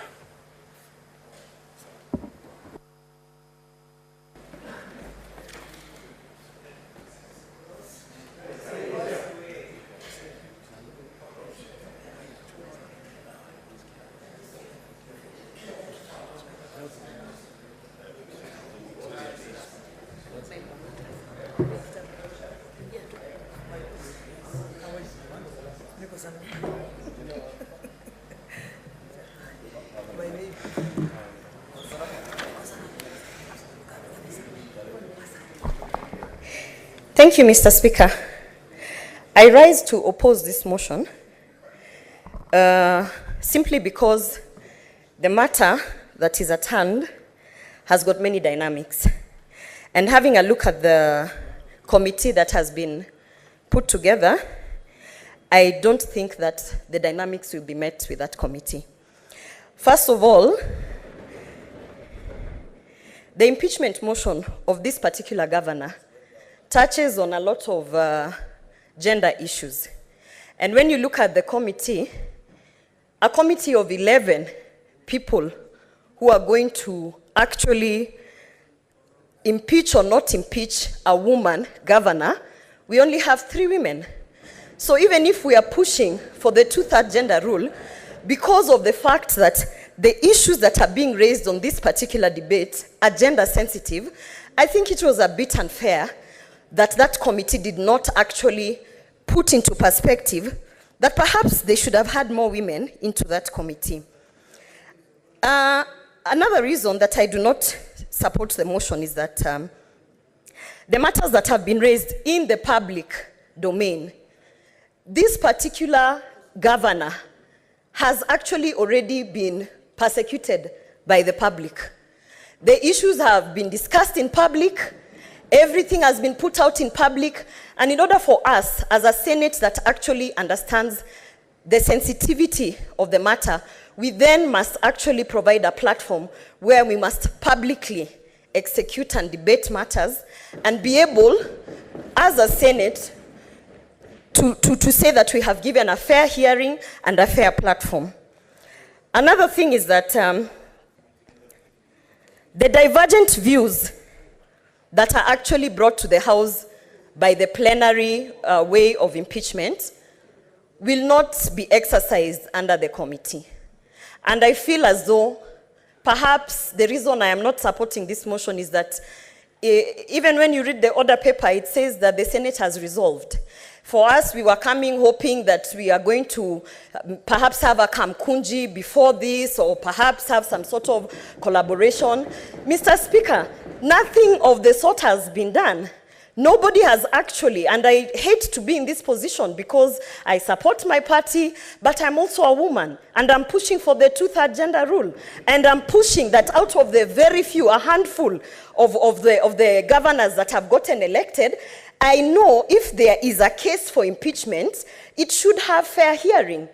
When you look at the committee, Mr. Speaker, you have 2 former governors sitting in the committee. This is an issue about impeaching a governor. And then you have 2 former governors sitting in that committee. I have to raise my eyebrow and ask myself, is it going to be fair hearing? Because there's already a conflict of interest there to have 2 former governors sitting and saying they are going to give fair hearing.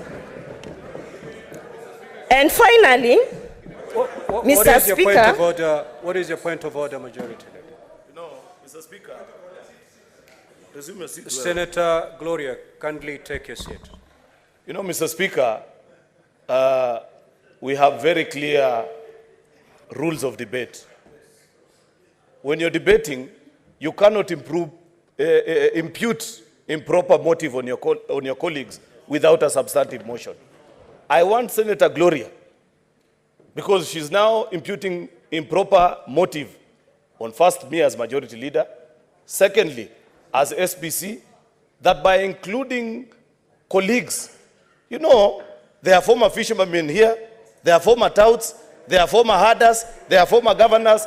Please let her show me which standing order says a former governor should not serve in any particular committee of this particular house. But that is a less substantial matter. What I want her to tell me, I'm on a point of order, my neighbor. Allow me to make my point. Listen, Mr. Speaker, the thing I want Gloria to explain to me is how Senator Gloria, sorry, my apologies. The thing I want Senator Gloria to explain, Mr. Speaker, because otherwise she will be imputing improper motive on me, is how, by having these two senators, because she has picked on 2 particular senators in this particular committee, points that there is a general direction in which how this committee is supposed to conduct its work. Mr. Speaker, until that is properly explained to me, then it will have been left on the Hansard of this House that at one particular time when I moved a motion already with a predetermined position. I do not take that kindly, Mr. Speaker. Senator Gloria. Indeed, to that extent, you are out of order, and you may proceed to abandon that line of argument or contribution. Mr. Speaker, I retract my comment that 2 governors will be, former governors will be sitting in the proposed committee. I retract the comment, although the 2 former governors will be sitting. Mr. Speaker, I also want to say that... what is your point of order, Senator Wambua? Senator Gloria, please take a seat. Thank you, Mr. Speaker. Mr. Speaker, I really hate to disrupt the flow of our thoughts. But Mr. Speaker, she has raised an issue, and because this is a House of Record, and every senator is responsible for the accuracy of the statements that they make on the floor. For clarity, Mr. Speaker, both the plenary way and the committee way are public engagements. A wrong impression should not be created here, Mr. Speaker, that if you go the plenary way, it's going to be a sitting in camera. It is a public engagement as much as a plenary way would be a public engagement. Mr. Speaker, for accuracy and for purposes of record, That is important to note. Proceed, Senator Gloria. I hope you've been fully informed. Yes, Mr. Speaker, I've been fully informed. Mr. Speaker, allow me to also put across that you have seen the manner with which this gender, which is the female gender, the women senators, have to fight in this house. To even be called by their title, Senator Gloria, becomes a war in the house. And this is my concern, Mr. Speaker, because when you are actually putting together a committee that is going to consider an issue of impeachment on the basis of gender-sensitive matters that have been brought. And, Mr. Speaker, allow me, because I think you must protect me from the House. As I said, we need protection, Mr. Speaker. I would like to just execute my case, Mr. Speaker. What is the point of order, Senator Sifuna? Mr. Speaker, I listened to you very carefully when you read the charges against the governor. I do not recall any accusation against her based on her gender. I would want to understand where Senator Gloria is getting this impression that somehow the question of the impeachment of the governor of Meru has anything to do with her gender. I think, Mr. Speaker, perhaps for her benefit, you could repeat the charges against her, because I did not hear anything touching on her gender when you read the charges, Mr. Speaker. I thank you. Senator Gloria, I know how passionate you are on gender issues, but please do not bring it up when it's not. Mr. Speaker, I have said. Senator Gloria, can you proceed and Mr. Speaker, I have said that the matters that are arising in this case are gender sensitive. Gender sensitive. And Mr. Speaker, I honestly would like to invite the House to come for capacity building when it comes to gender mainstreaming. When I say gender sensitive, it means that the issues might appear black and white to the male senators, while in perspective and in a court of law and in an investigative institution or a committee, you can already see that there are senators who might not be able to catch the gender sensitivity of the matter. So my issue is, if indeed we are pushing to go the committee way, which I do not support, because I think that it already disadvantages the subject matter who has already been publicly persecuted by the other gender. And I think we should really try to ask ourselves, we only have 5 elected governors. And out of these elected governors,